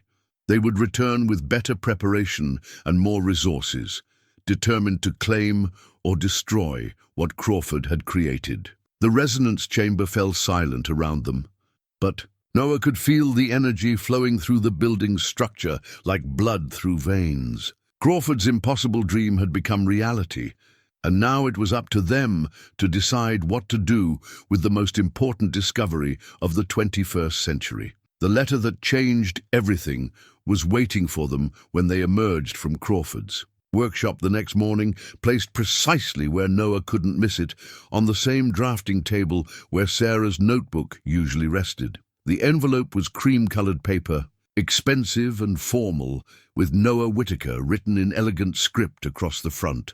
There was no postmark, no indication of how it had arrived. Someone had entered the barn while they slept, and left this message without triggering any of Crawford's defensive systems. Oh, who could have gotten past the security? Eleanor asked, studying the envelope with obvious concern. Noah's hands trembled slightly as he broke the wax seal. Inside was a single sheet of paper bearing a message that made his world shift on its axis. Mr. Whitaker, your late wife Sarah was closer to understanding Josephine Crawford's work than you realize. Her research into sustainable energy systems brought her to our attention several years ago, and we had been monitoring her progress with great interest when her unfortunate accident occurred. We believe Sarah's death was not the random tragedy it appeared to be. Certain individuals have a vested interest in ensuring that Crawford's technologies remain buried, and they viewed Sarah's research as a significant threat to their interests. The notebook you've been using contains more than architectural sketches. Sarah encoded her own discoveries within the drawings, creating a cipher that complements Crawford's original plans. Together, they provide the complete activation sequence for the energy systems you've partially awakened. We are not your enemies, Mr. Whitaker. We are the descendants and intellectual heirs of Josephine Crawford herself, and we have been waiting nearly a century for someone like you to rediscover her work. But time is running short. The forces that killed your wife are mobilizing to claim or destroy what you've found. If you want the truth about Sarah's death and the key to fully activating Crawford's legacy, meet us at the coordinates provided below.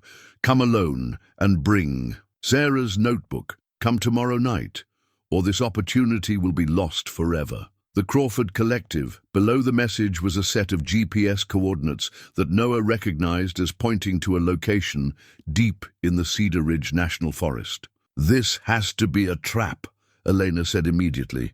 Whoever wrote this is trying to lure you away from the barn so they can seize Crawford's technology without interference. Or they're telling the truth, Noah replied, studying the letter's elegant script. Look at this handwriting. It matches the style of Crawford's personal notes exactly. That could be forgery. Noah pulled out Sarah's notebook and opened it to one of her more complex sketches, a building design that seemed to pulse with organic energy.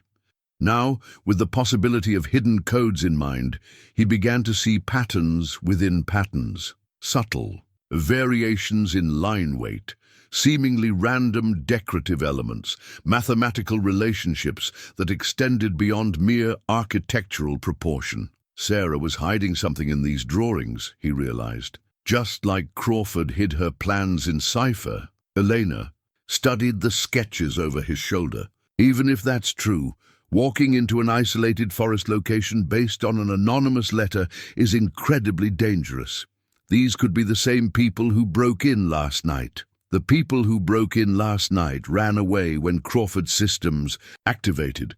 They were afraid of the technology. Would people who've been protecting Crawford's legacy for a century be afraid of her own inventions? It was a compelling point, but Eleanor remained skeptical.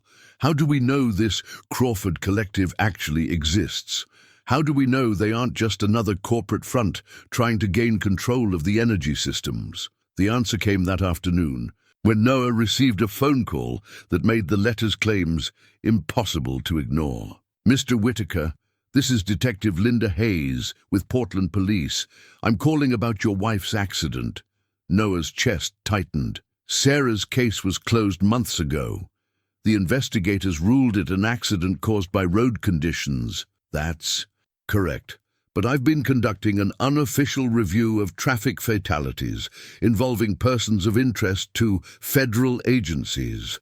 Your wife's name appeared on a watch list maintained by the Department of Energy. The Department of Energy? Why would they be interested in Sarah? According to the files I've accessed, she'd been making inquiries about historical clean energy patents that were classified under national security provisions. Her research activities triggered automated monitoring protocols. Noah felt the ground shifting beneath him again. Are you saying Sarah was under federal surveillance? Not exactly surveillance, but her activities were being tracked. And Mr. Whitaker, I have to tell you, the circumstances of her accident look different when viewed in this context. The road conditions that night weren't as severe as initially reported. The damage to her vehicle suggests she may have been forced off the road by another car. The detective's words confirmed Noah's deepest fears, while opening up possibilities he'd never considered. Sarah hadn't died in a random accident. She'd been silenced because her research threatened powerful interests. But she'd also been smart enough to hide her discoveries in ways that would survive her death. Detective Hayes, what would you advise me to do with this information? Officially, nothing. The case is closed, and I can't reopen it without new evidence. Unofficially, be very careful who you trust and document everything. If your wife's death was connected to her research, the same people who killed her might see you as a threat. After ending the call, Noah stared at the letter from the Crawford Collective with new understanding. Whether they were allies or enemies, they clearly knew more about Sarah's death than he did. The meeting they proposed might be dangerous, but it was also his only chance to learn the truth. I have to go, he told Elena that evening. This is about more than just Crawford's technology now. If Sarah was murdered because of her research, I need to know who killed her and why. Then I'm coming with you, Elena replied firmly. The letter said to come alone. The letter could be from anyone. You're not walking into a potential ambush without backup. In the end, they compromised. Elena would drive Noah to within a mile of the coordinates, then wait while he made contact with whoever had sent the letter. If he didn't return within 2 hours, she would call the police and lead them to his location. The coordinates led to a clearing deep in the national forest, accessible only by a logging road that hadn't been maintained in years.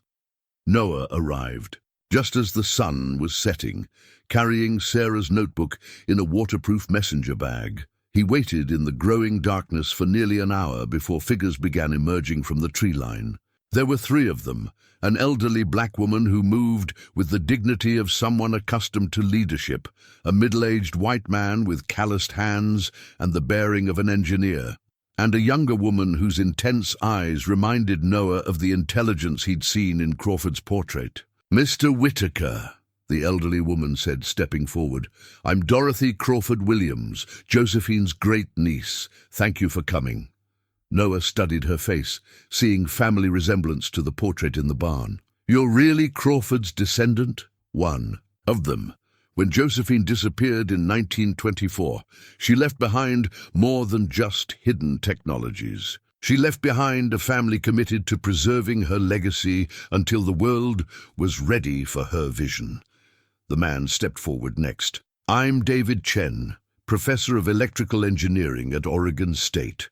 My grandfather worked with Crawford in the 1920s, helping her develop the mathematical models for her energy systems. And I'm Maria Santos, the younger woman added. My great-grandmother was Crawford's assistant and closest friend. She helped hide Crawford when certain interests tried to shut down her research permanently. Noah felt a mixture of relief and apprehension. These people clearly had genuine connections to Crawford, but their existence raised as many questions as it answered. Why now, he asked. Why reveal yourselves after all these years? Dorothy's expression grew grave. Because the same forces that drove Josephine into hiding are mobilizing against you. Meridian Energy is a front company for Apex Industries, one of the largest fossil fuel conglomerates in the world. They've spent decades identifying and suppressing clean energy technologies to protect their market dominance, and they killed. Sarah, your wife's research brought her dangerously close to rediscovering technologies that Apex has worked for generations to keep buried.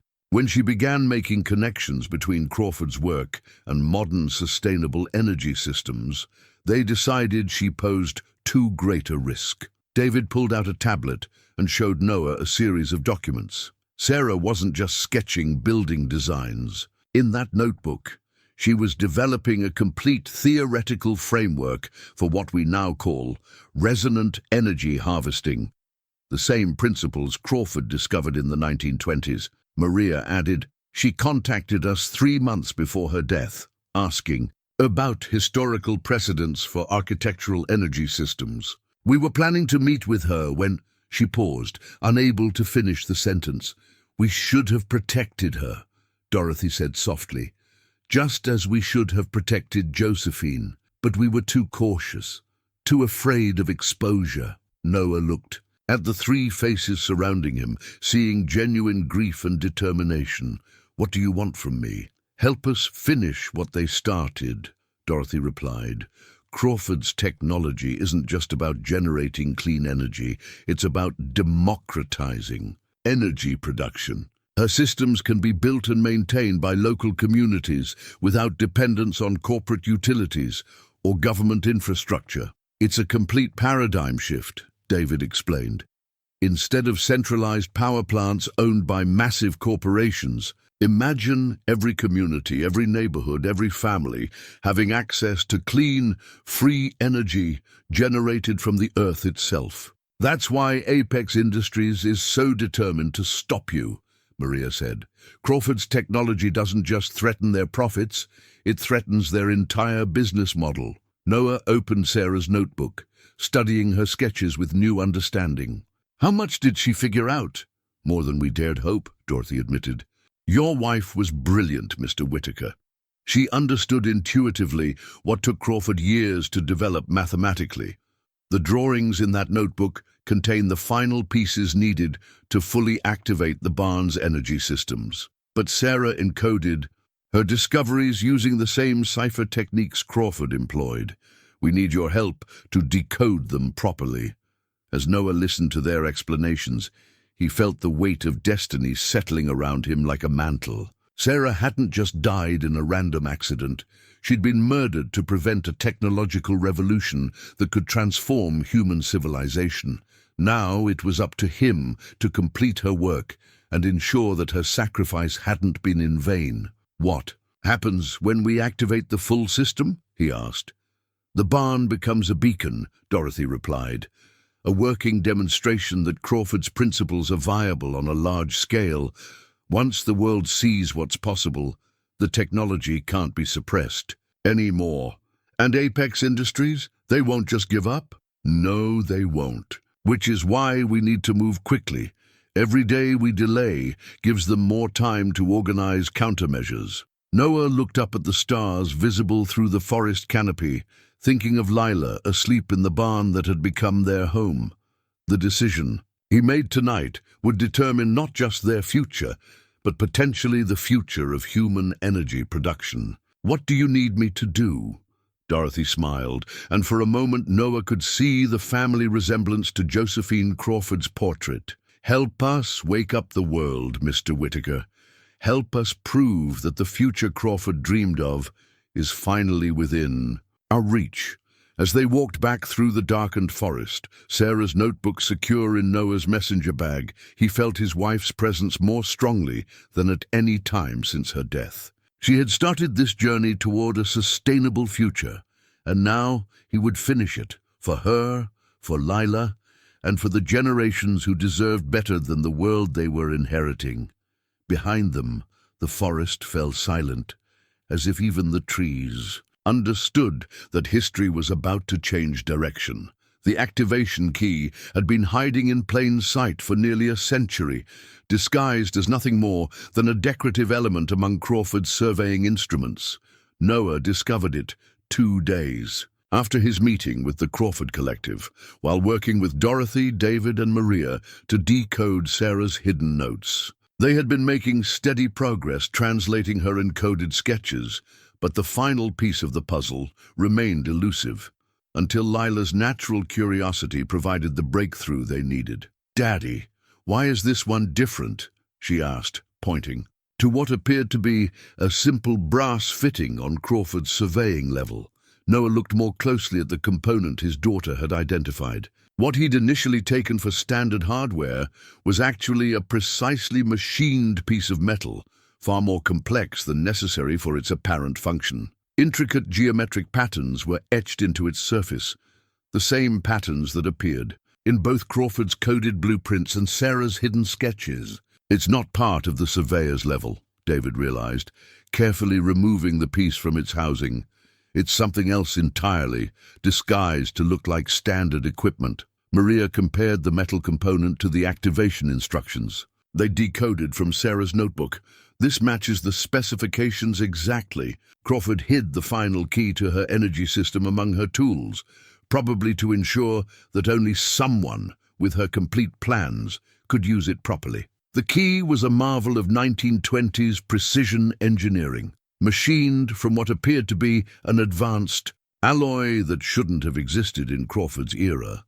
It incorporated elements that served both mechanical and electromagnetic functions. When properly positioned within the barn's resonance chamber, it would complete the energy collection circuit that Crawford had spent years perfecting. But as they prepared for the system's full activation, external pressures were mounting rapidly. Building Inspector Tom Bradley had returned with a county health official and a representative from Child Protective Services. Their assessment was blunt. Unless the barn was brought up to modern safety codes within 72 hours, Lila would be removed from Noah's custody and placed in temporary foster care. "I understand you're making progress with the renovation," Bradley said, his tone sympathetic but firm. "But we can't allow a child to continue living in substandard conditions while you work out the technical details." Noah looked around the barn, seeing it through official eyes. Despite all their discoveries and breakthroughs, the basic living situation remained the same. Camping gear scattered across an unfinished space, temporary electrical connections, and heating provided by portable propane units that violated multiple safety codes. "How much time do I have?" Noah asked. "The hearing is scheduled for Monday morning. If you can demonstrate substantial progress toward code compliance by then, we might be able to negotiate an extension. Otherwise..."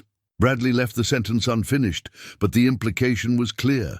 That gave them exactly 4 days to activate Crawford's energy system, document its capabilities, and somehow use it to legitimize their living situation. It was an impossible timeline, made more challenging by the increasing surveillance they'd noticed around the property. Since the night of the attempted break-in, unfamiliar vehicles had been spotted on the county roads surrounding their property. Phone calls to the barn's landline continued to ring twice before hanging up. Most concerning, Elena had discovered evidence that someone was monitoring their internet usage, tracking every website they visited and every email they sent. "We're being watched constantly," Dorothy acknowledged during one of their planning sessions. "Apex Industries knows we're close to something significant, and they're preparing to intervene." "What kind of intervention?" Noah asked. David's expression was grim. "Legal challenges, regulatory enforcement, media campaigns to discredit our work. They have resources we can't match in a prolonged battle, which is why we need to succeed quickly and publicly," Maria added. "Once Crawford's technology is demonstrated beyond any doubt, it becomes much harder for them to suppress." The plan they developed was audacious in its simplicity. They would activate the barn's complete energy system during the county hearing on Monday morning, using the demonstration to prove that their living situation was not only safe, but revolutionary. The barn would provide its own power, heating and lighting, through Crawford's clean energy technology, meeting every safety requirement while showcasing possibilities that could transform rural living. But success required perfect coordination of elements that had waited nearly a century to work together. Noah spent the weekend installing the activation key according to Crawford's specifications. The device had to be positioned at the precise center of the resonance chamber's energy collection matrix, aligned with electromagnetic field patterns that Crawford had mapped in 1923. The margin for error was measured in millimeters. A positioning mistake of even a few degrees could prevent the system from achieving full activation. Meanwhile, Elena worked with Dorothy to prepare documentation that would establish the historical significance of Crawford's technology. They needed to demonstrate not just that the energy system worked, but that it represented a legitimate architectural and engineering achievement worthy of historical preservation status. If we can get the barn recognized as a National Historic Landmark, Elena explained, it becomes much more difficult for anyone to shut down our research or force us to abandon the property. David and Maria focused on the technical aspects of the demonstration. Crawford's energy system would need to power not just basic lighting, but a complete modern electrical load, refrigeration, communications equipment, power tools, and all the amenities required for contemporary family living. The system's output had to be measurable, documentable, and impressive enough to convince skeptical officials that they were witnessing genuine breakthrough technology. The energy readings need to be undeniable, David emphasized. We're asking people to accept that a century-old building can generate clean power using principles that mainstream science still doesn't fully understand. The evidence has to be overwhelming. Lila, who had proven surprisingly adept at understanding Crawford's harmonic principles, became essential to the activation process. Her intuitive grasp of the resonance patterns would be crucial during the final system startup, when multiple frequencies had to be synchronized simultaneously. It's like conducting an orchestra, she explained to Noah with 8-year-old seriousness. All the instruments have to play together, or the music doesn't work. As Sunday evening approached, the barn had been transformed into something that would have amazed even Crawford herself. Her original energy collection systems had been restored and enhanced with modern monitoring equipment, creating a fusion of 1920s vision and 21st century capability. The resonance chamber hummed with potential energy, waiting for the activation key to complete circuits that had been dormant for nearly 100 years, but their preparations were complicated by increasing signs that Apex Industries was preparing for direct action. Noah had discovered fresh surveillance equipment hidden in the trees surrounding the property, sophisticated devices that could monitor conversations from hundreds of yards away. Phone service to the barn had been mysteriously interrupted twice, only to resume after brief periods that suggested someone was testing their ability to cut communications. Most ominously, county officials reported receiving anonymous complaints about dangerous electrical experiments being conducted at the barn, complaints that could be used to justify emergency intervention. They're building a case to shut us down before we can demonstrate anything, Dorothy observed. Apex doesn't want to compete with Crawford's technology. They want to eliminate it completely. How far are they willing to go? Noah asked. The question was answered that night when Noah was awakened by the sound of helicopters circling the property. He crept to the barn's main window and saw spotlights sweeping across the valley, illuminating their surroundings with harsh white light. The helicopters bore no identifying markings, but their presence sent a clear message. Someone with significant resources was very interested in what was happening at the barn. "Elena, wake up," Noah whispered urgently. "We have company." Elena and Lila joined him at the window, watching as the aircraft maintained their patrol pattern for nearly an hour before disappearing into the night. The message was unmistakable. Tomorrow's demonstration would be conducted under the eyes of forces that had no intention of allowing Crawford's technology to see the light of day. "They're trying to intimidate us," Elena said, but her voice betrayed her own fear. "Maybe we should postpone," Noah said, looking at Lila's frightened face. "If there's a risk of violence, there's always been a risk of violence." Dorothy's voice came from the shadows. She had arrived sometime during the helicopter patrol, entering the barn so quietly that none of them had noticed. Josephine faced The same threats in 1924. The difference is that now we have witnesses, documentation, and legal protections she never enjoyed. Those helicopters weren't exactly respectful of legal protections, Elena pointed out. No, they weren't. Which is why we need to succeed tomorrow.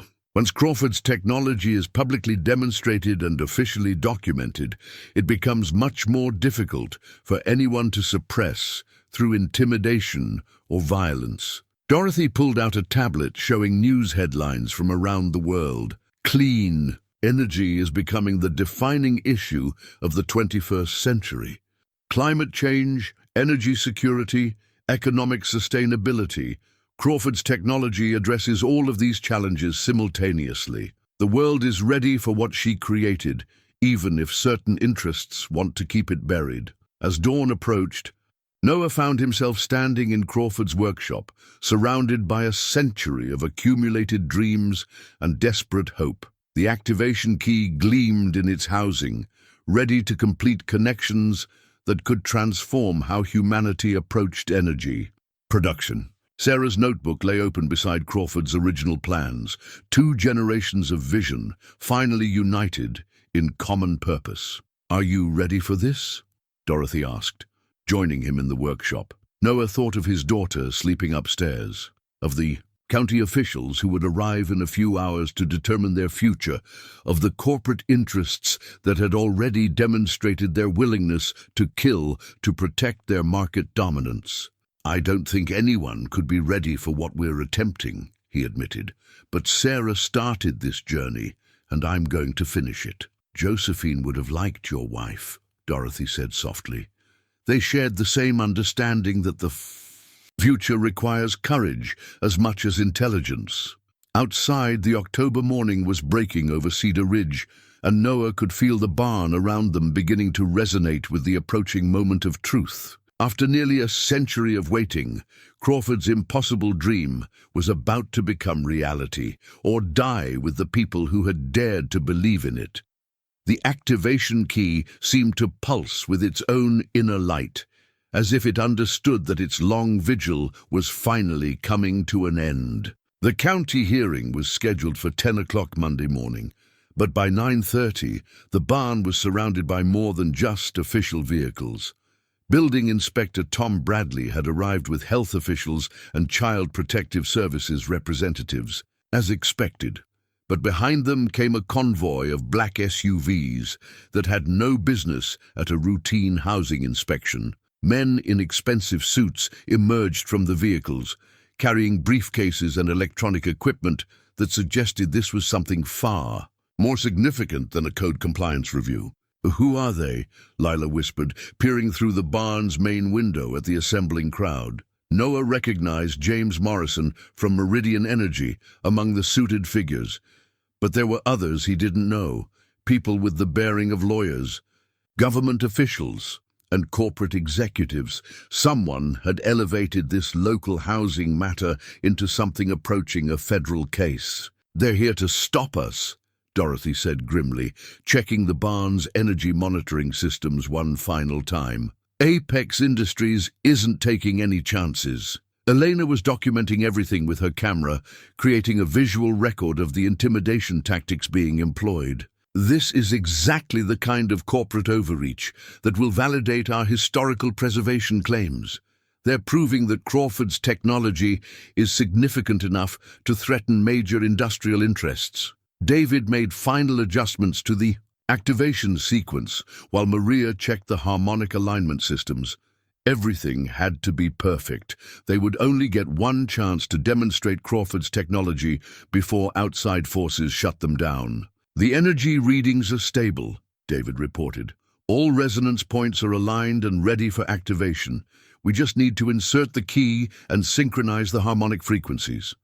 "And if it doesn't work," Noah asked, "then we'll have proven that we're just a desperate father and his daughter trying to live in a rundown barn," Dorothy replied.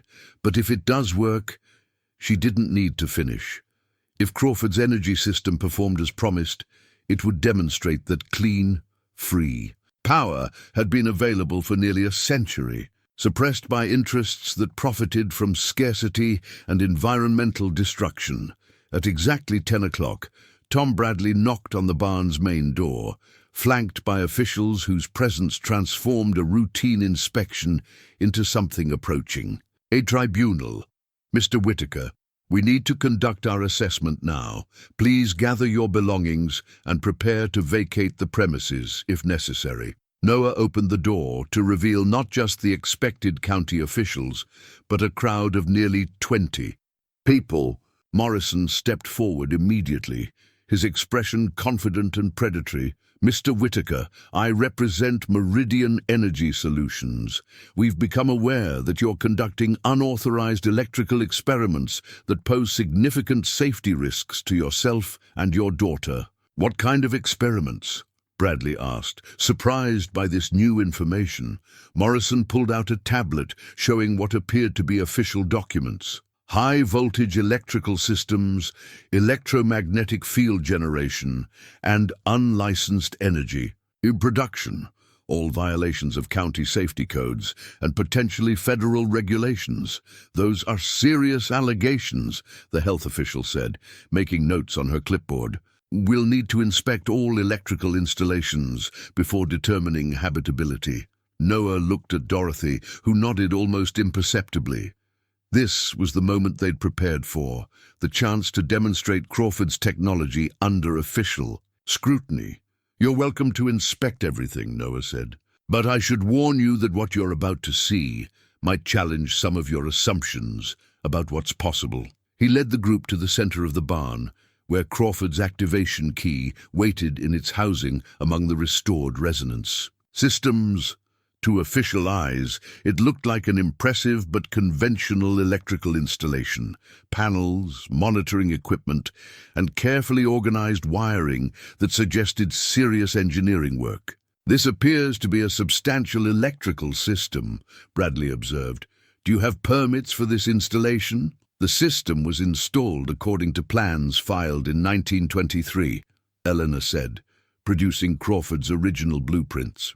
These documents establish both the historical precedent and the architectural integrity of the electrical design. One of Morrison's associates, a woman with the bearing of a federal regulatory official, stepped forward. 1923 electrical plans. Wouldn't meet current safety standards. This installation needs to be shut down immediately pending proper inspection. By all means, inspect it, Noah said. But first, let me show you how it works. He walked to Crawford's activation housing and carefully inserted the metal key they'd discovered among her surveying instruments. The key turned with a soft click, completing connections that had waited nearly a century for this moment. Nothing happened for several seconds. Then, as Lila began striking the tuning forks in the harmonic sequence they'd practiced, the barn began to sing.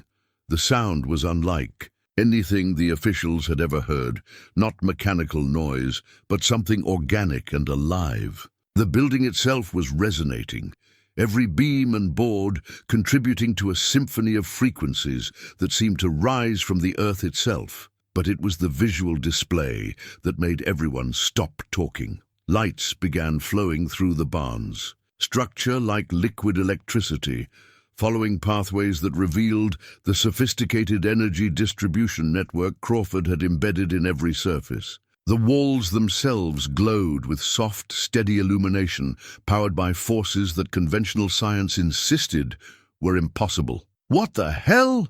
Morrison started, then stopped as his tablet began registering energy readings that defied explanation. David stepped forward with professional monitoring equipment, displaying measurements that confirmed what their eyes could hardly believe. Ladies and gentlemen, what you're witnessing is a sustainable energy system that generates approximately 50 kilowatts of clean electrical power from naturally occurring electromagnetic fields. That's impossible, the federal regulatory official said, but her voice lacked conviction as she stared at energy readings that clearly showed massive power generation with no visible fuel source. Is it? Dorothy asked, pulling out documentation that Elena had prepared. This technology was developed by Josephine Crawford in 1923, using principles that we're only beginning to understand today. What you're seeing is not a violation of safety codes. It's a breakthrough in sustainable energy that could revolutionize how we power our communities. Morrison was frantically making phone calls, his confident demeanor replaced by obvious alarm. Whatever he'd expected to find at the barn, it clearly wasn't a working demonstration of technology that threatened his employer's entire business model. But the most dramatic moment came when the system reached full activation. The barn's energy output suddenly spiked, creating a cascade effect that lit up monitoring equipment throughout the valley. Streetlights came on in broad daylight. Power. Lines hummed with excess energy being fed back into the electrical grid.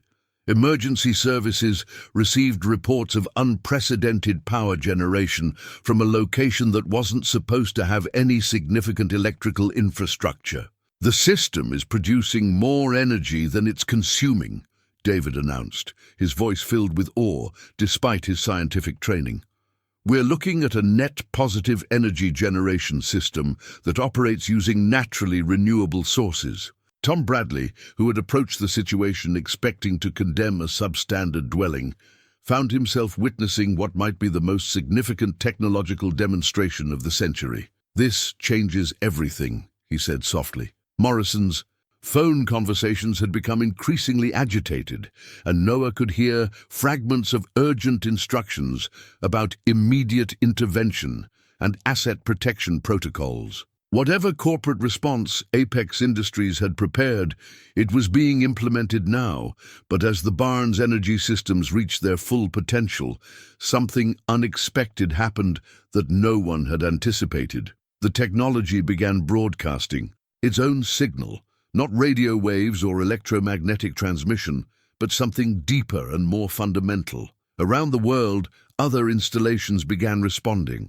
In remote locations across 6 continents, structures built according to Crawford's principles and hidden for decades suddenly came online, awakened by the harmonic resonance flowing from the barn in Cedar Ridge. Dorothy's tablet began showing notifications from colleagues around the globe, reports of impossible energy generation.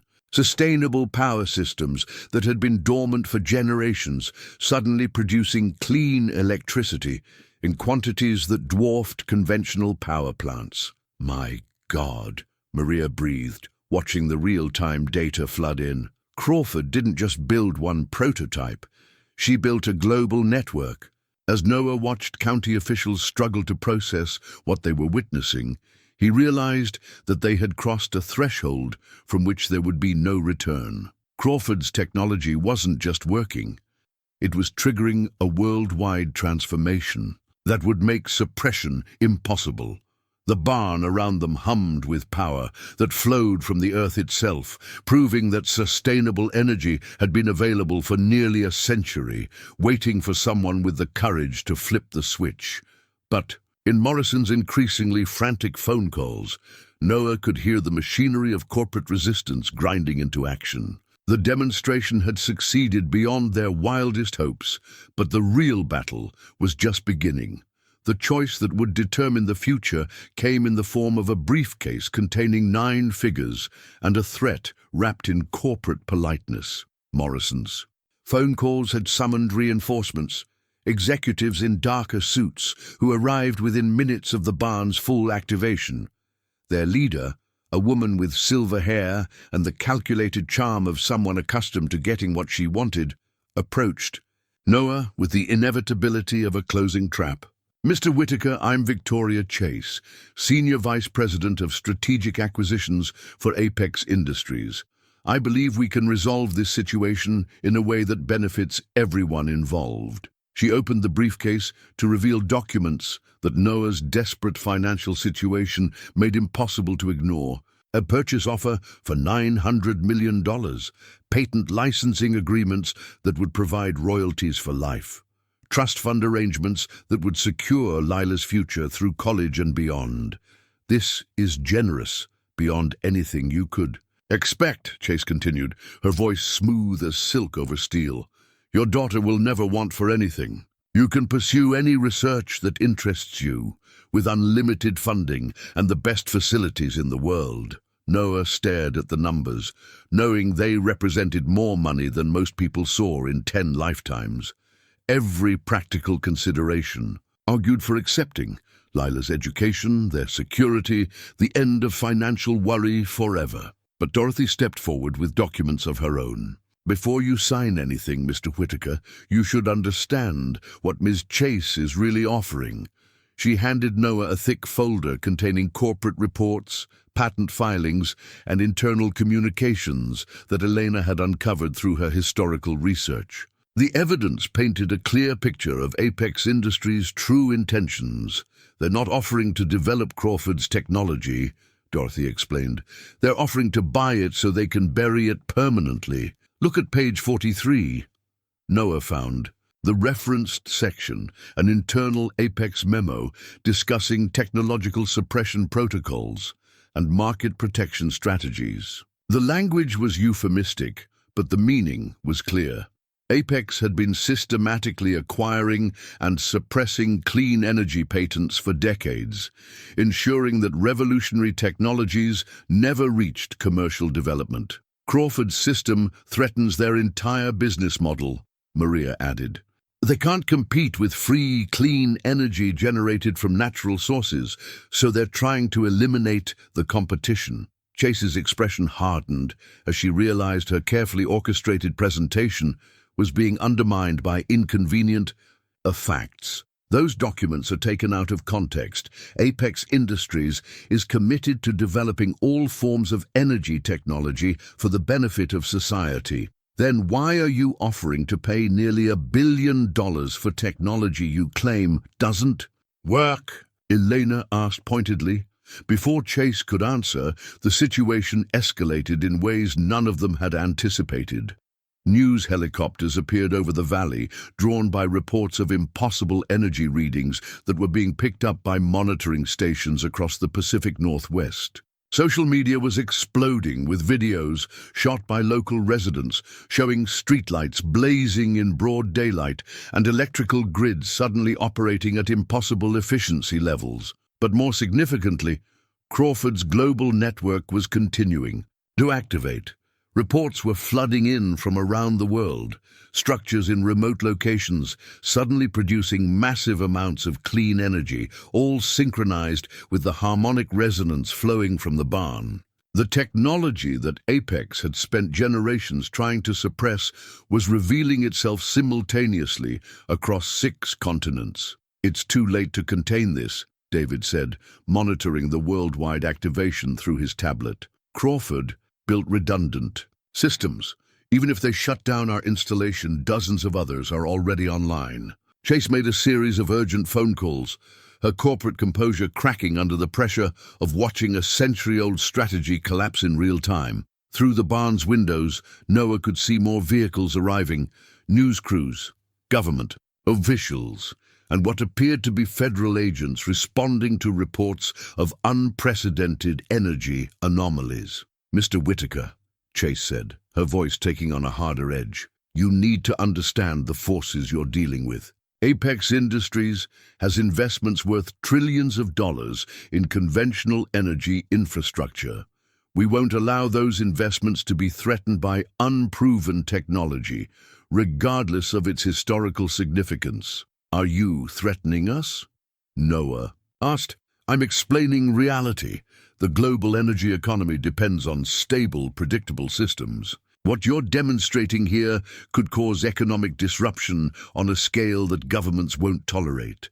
It was then that Lila, who had been quietly observing the adult negotiations, made the observation that changed everything. The building is trying to tell us something, she said, studying the patterns of light flowing through Crawford's energy distribution network. Noah followed his daughter's gaze and realized she was right. The lights weren't random. They were forming patterns, symbols that matched the coded notation systems Crawford had used in her blueprints. The barn itself was communicating, using The same cipher techniques its creator had employed to hide her plans. Elena immediately began photographing the light patterns, while Dorothy worked to decode them using Crawford's cipher key. What they discovered was Crawford's final message, instructions she had built into the system itself, to be revealed only when the technology achieved full activation. "It's a blueprint," Dorothy breathed, translating the symbols as they appeared. "Not just for energy generation, but for a complete sustainable infrastructure system. Water purification, food production, waste processing, everything a community needs to achieve complete self-sufficiency." The implications were staggering. Crawford hadn't just developed clean energy technology, she had designed the framework for post-scarcity civilization, where communities could provide for all human needs using naturally renewable resources. This is what she meant about democratizing energy, Maria realized. She wasn't just solving the power generation problem, she was solving the resource allocation problem. Chase's reaction to these revelations was swift and decisive. She made one final phone call, speaking in code phrases that suggested her employer was prepared to escalate beyond corporate acquisition tactics. "Mr. Whitaker, I'm withdrawing our offer. You have 30 minutes to shut down your systems voluntarily, or we'll be forced to take alternative measures." "What kind of alternative measures?" Noah asked. Chase smiled without warmth. "The kind that ensure dangerous technologies don't threaten public safety." As if summoned by her words, the sound of approaching helicopters filled the air.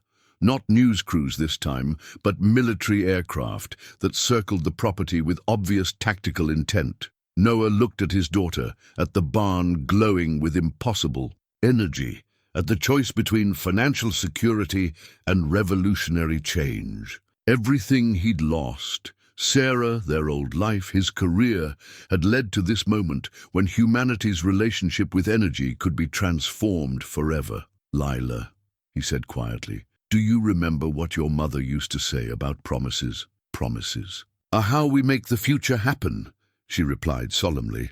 Noah walked to Crawford's activation housing, where additional controls had been revealed by the system's communication patterns. According to the building's own instructions, he could either shut down the global network and accept Chase's offer, or complete the activation sequence that would make suppression impossible. His hand hovered over the controls as helicopters circled overhead, and corporate executives waited for his decision. Behind him, the barn hummed with the dreams of two women, separated by a century but united in their vision of a better world. The choice between safety and transformation had never been so clear or so terrifying. 6 months later, Noah stood in the same spot where he'd once held the keys to what everyone called a worthless barn.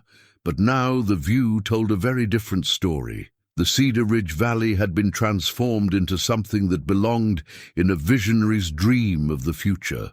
Where once there had been struggling farms and empty storefronts, now there were thriving communities powered by clean energy systems based on Crawford's principles. The town that had laughed at his desperate gamble had become a model for sustainable living that attracted visitors from around the world. "The delegation from Germany arrives at 2 o'clock, Elena announced, consulting the tablet that had replaced her historian's notebooks. As director of the Crawford Institute for Sustainable Technology, she coordinated a constant stream of scientists, engineers, and government officials who came to study what the media had dubbed the Cedar Ridge phenomenon. Noah nodded, still, marveling at how quickly the world had changed once Crawford's technology became undeniable. The choice he'd made that October morning to complete the global activation rather than accept Apex Industries' buyout had triggered transformations that continued to ripple across every continent. The legal battles had been fierce, but brief. Apex Industries and its government allies had tried every available tactic to suppress or discredit Crawford's energy systems, but the technology's worldwide demonstration made denial impossible. When dozens of installations on 6 continents simultaneously began producing clean, abundant power, the question shifted from, "Does it work?" to, "Why has it been hidden for a century?" Congressional investigations, international tribunals, and media exposés had revealed the scope of technological suppression that energy corporations had practiced for generations. Patent offices opened classified files, showing revolutionary inventions that had been buried under national security provisions. Regulatory agencies admitted to blocking research that threatened established industrial interests. But the most significant changes weren't political. They were practical. Communities around the world were implementing Crawford's principles to achieve energy independence, economic sustainability, and environmental restoration. The technology that had once seemed impossible was proving to be remarkably adaptable to local needs and conditions. "How's the Morocco project progressing?" Noah asked, checking the global status board that tracked Crawford system installations worldwide. "Ahead of schedule," Maria replied from her workstation. As the Institute's field coordinator, she oversaw the deployment of Crawford-based energy systems in developing regions where they could have the greatest humanitarian impact. The Berber communities are integrating the technology with traditional water management systems. They'll achieve complete resource self-sufficiency within the year. The barn itself had become the center of a research campus that sprawled across the entire valley. The original structure remained largely unchanged. Noah had insisted that Crawford's workshop be preserved exactly as they'd found it. But new buildings housed laboratories, dormitories, and conference facilities designed according to sustainable principles. Lila appeared at Noah's elbow, carrying a notebook filled with sketches that showed the same intuitive understanding of energy flow patterns that had made her essential to the original activation. At 9 years old, she was already demonstrating capabilities that suggested she might become the next generation's leading expert in resonance-based energy systems. "I finished the design for the school project," she announced, showing Noah drawings of a building that seemed to breathe with organic life. It uses geothermal resonance for heating and electromagnetic collection for power, just like Crawford's plans. Noah studied his daughter's work, seeing Sarah's artistic vision combined with Crawford's technical precision. The building Lila had designed would serve as both educational facility and energy generation station, providing power for the surrounding community while teaching children about sustainable technology. "It's beautiful," he said, "meaning it. Crawford would be proud." The mention of Crawford's name drew their attention to the portrait that now held a place of honor in the barn's main space. Josephine Crawford's intelligent eyes seemed to watch over the bustling activity with satisfaction, as if she had always known this day would come. Dorothy approached from the conference area, where she'd been briefing the latest group of international visitors about Crawford's original vision. At 87, she remained the Institute's most effective spokesperson, possessing both the historical knowledge and moral authority needed to guide the technology's global implementation. The United Nations delegation was impressed. She reported, "They're recommending Crawford system installations for refugee settlements worldwide. Imagine displaced populations achieving energy independence and economic stability within months of resettlement." It was exactly the kind of transformation Crawford had envisioned when she designed her technology to democratize energy production. Instead of depending on massive centralized utilities controlled by distant corporations, communities could generate their own clean power using locally available resources. The economic implications had proven as revolutionary as the environmental ones. When energy became abundant and free, entire categories of human struggle simply disappeared. Food production costs plummeted when powered by clean electricity. Manufacturing became economically viable in rural areas. Education and healthcare reached communities that had been isolated by infrastructure limitations. "Any word from Victoria Chase?" Noah asked, Though he already knew the answer, Elena smiled. Apex Industries declared bankruptcy 3 months ago. Chase accepted a position with the Institute's Corporate Transition Program, helping fossil fuel companies convert to sustainable energy development. It was a fitting end to the confrontation that had nearly destroyed them all. Rather than seeking revenge against the interests that had suppressed Crawford's technology, the Institute had chosen reconciliation, offering employment and retraining to workers whose livelihoods had depended on obsolete energy systems. As afternoon settled over the valley, Noah walked to the window that had once shown him nothing but his own desperation reflected in dirty glass. Now the view encompassed thriving communities, clean industry, and landscape restoration projects that were healing decades of environmental damage. The barn that neighbors had once mocked as a fool's errand had become the catalyst for humanity's transition to sustainable civilization. The technology that Josephine Crawford had hidden in 1923 was finally fulfilling its promise of abundance, equity, and environmental restoration. But perhaps most importantly, the choice Noah had made that desperate October morning had proven that sometimes the most valuable discoveries are hiding in the most unlikely places, waiting for someone with enough courage to believe that impossible dreams can become reality. The Crawford Institute Charter hung framed beside Josephine's portrait, a document that ensured her technology would remain freely available to all. Humanity, never again to be suppressed by interests that profited from scarcity. It was a promise kept across generations, a testament to the power of vision over cynicism, hope over despair. As evening approached and the barn's energy systems hummed with quiet efficiency, Noah felt Sarah's presence more strongly than ever. She had started this journey toward a sustainable future, and now millions of people around the world were living the dream she had helped to preserve. Outside, the October wind stirred through the valley as it had for centuries, but now it carried the sounds of communities thriving in harmony with natural systems. Children played in schools powered by clean energy.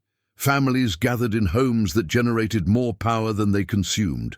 Fields flourished under cultivation techniques that restored rather than depleted the soil. The barn that had once seemed like their last desperate hope had become humanity's first step toward a future worth inheriting. And in the quiet moments, between meetings and delegations, Noah could still hear the echo of Lila's 8-year-old wisdom. Promises are how we make the future happen. Some promises, it turned out, were worth waiting a century to keep.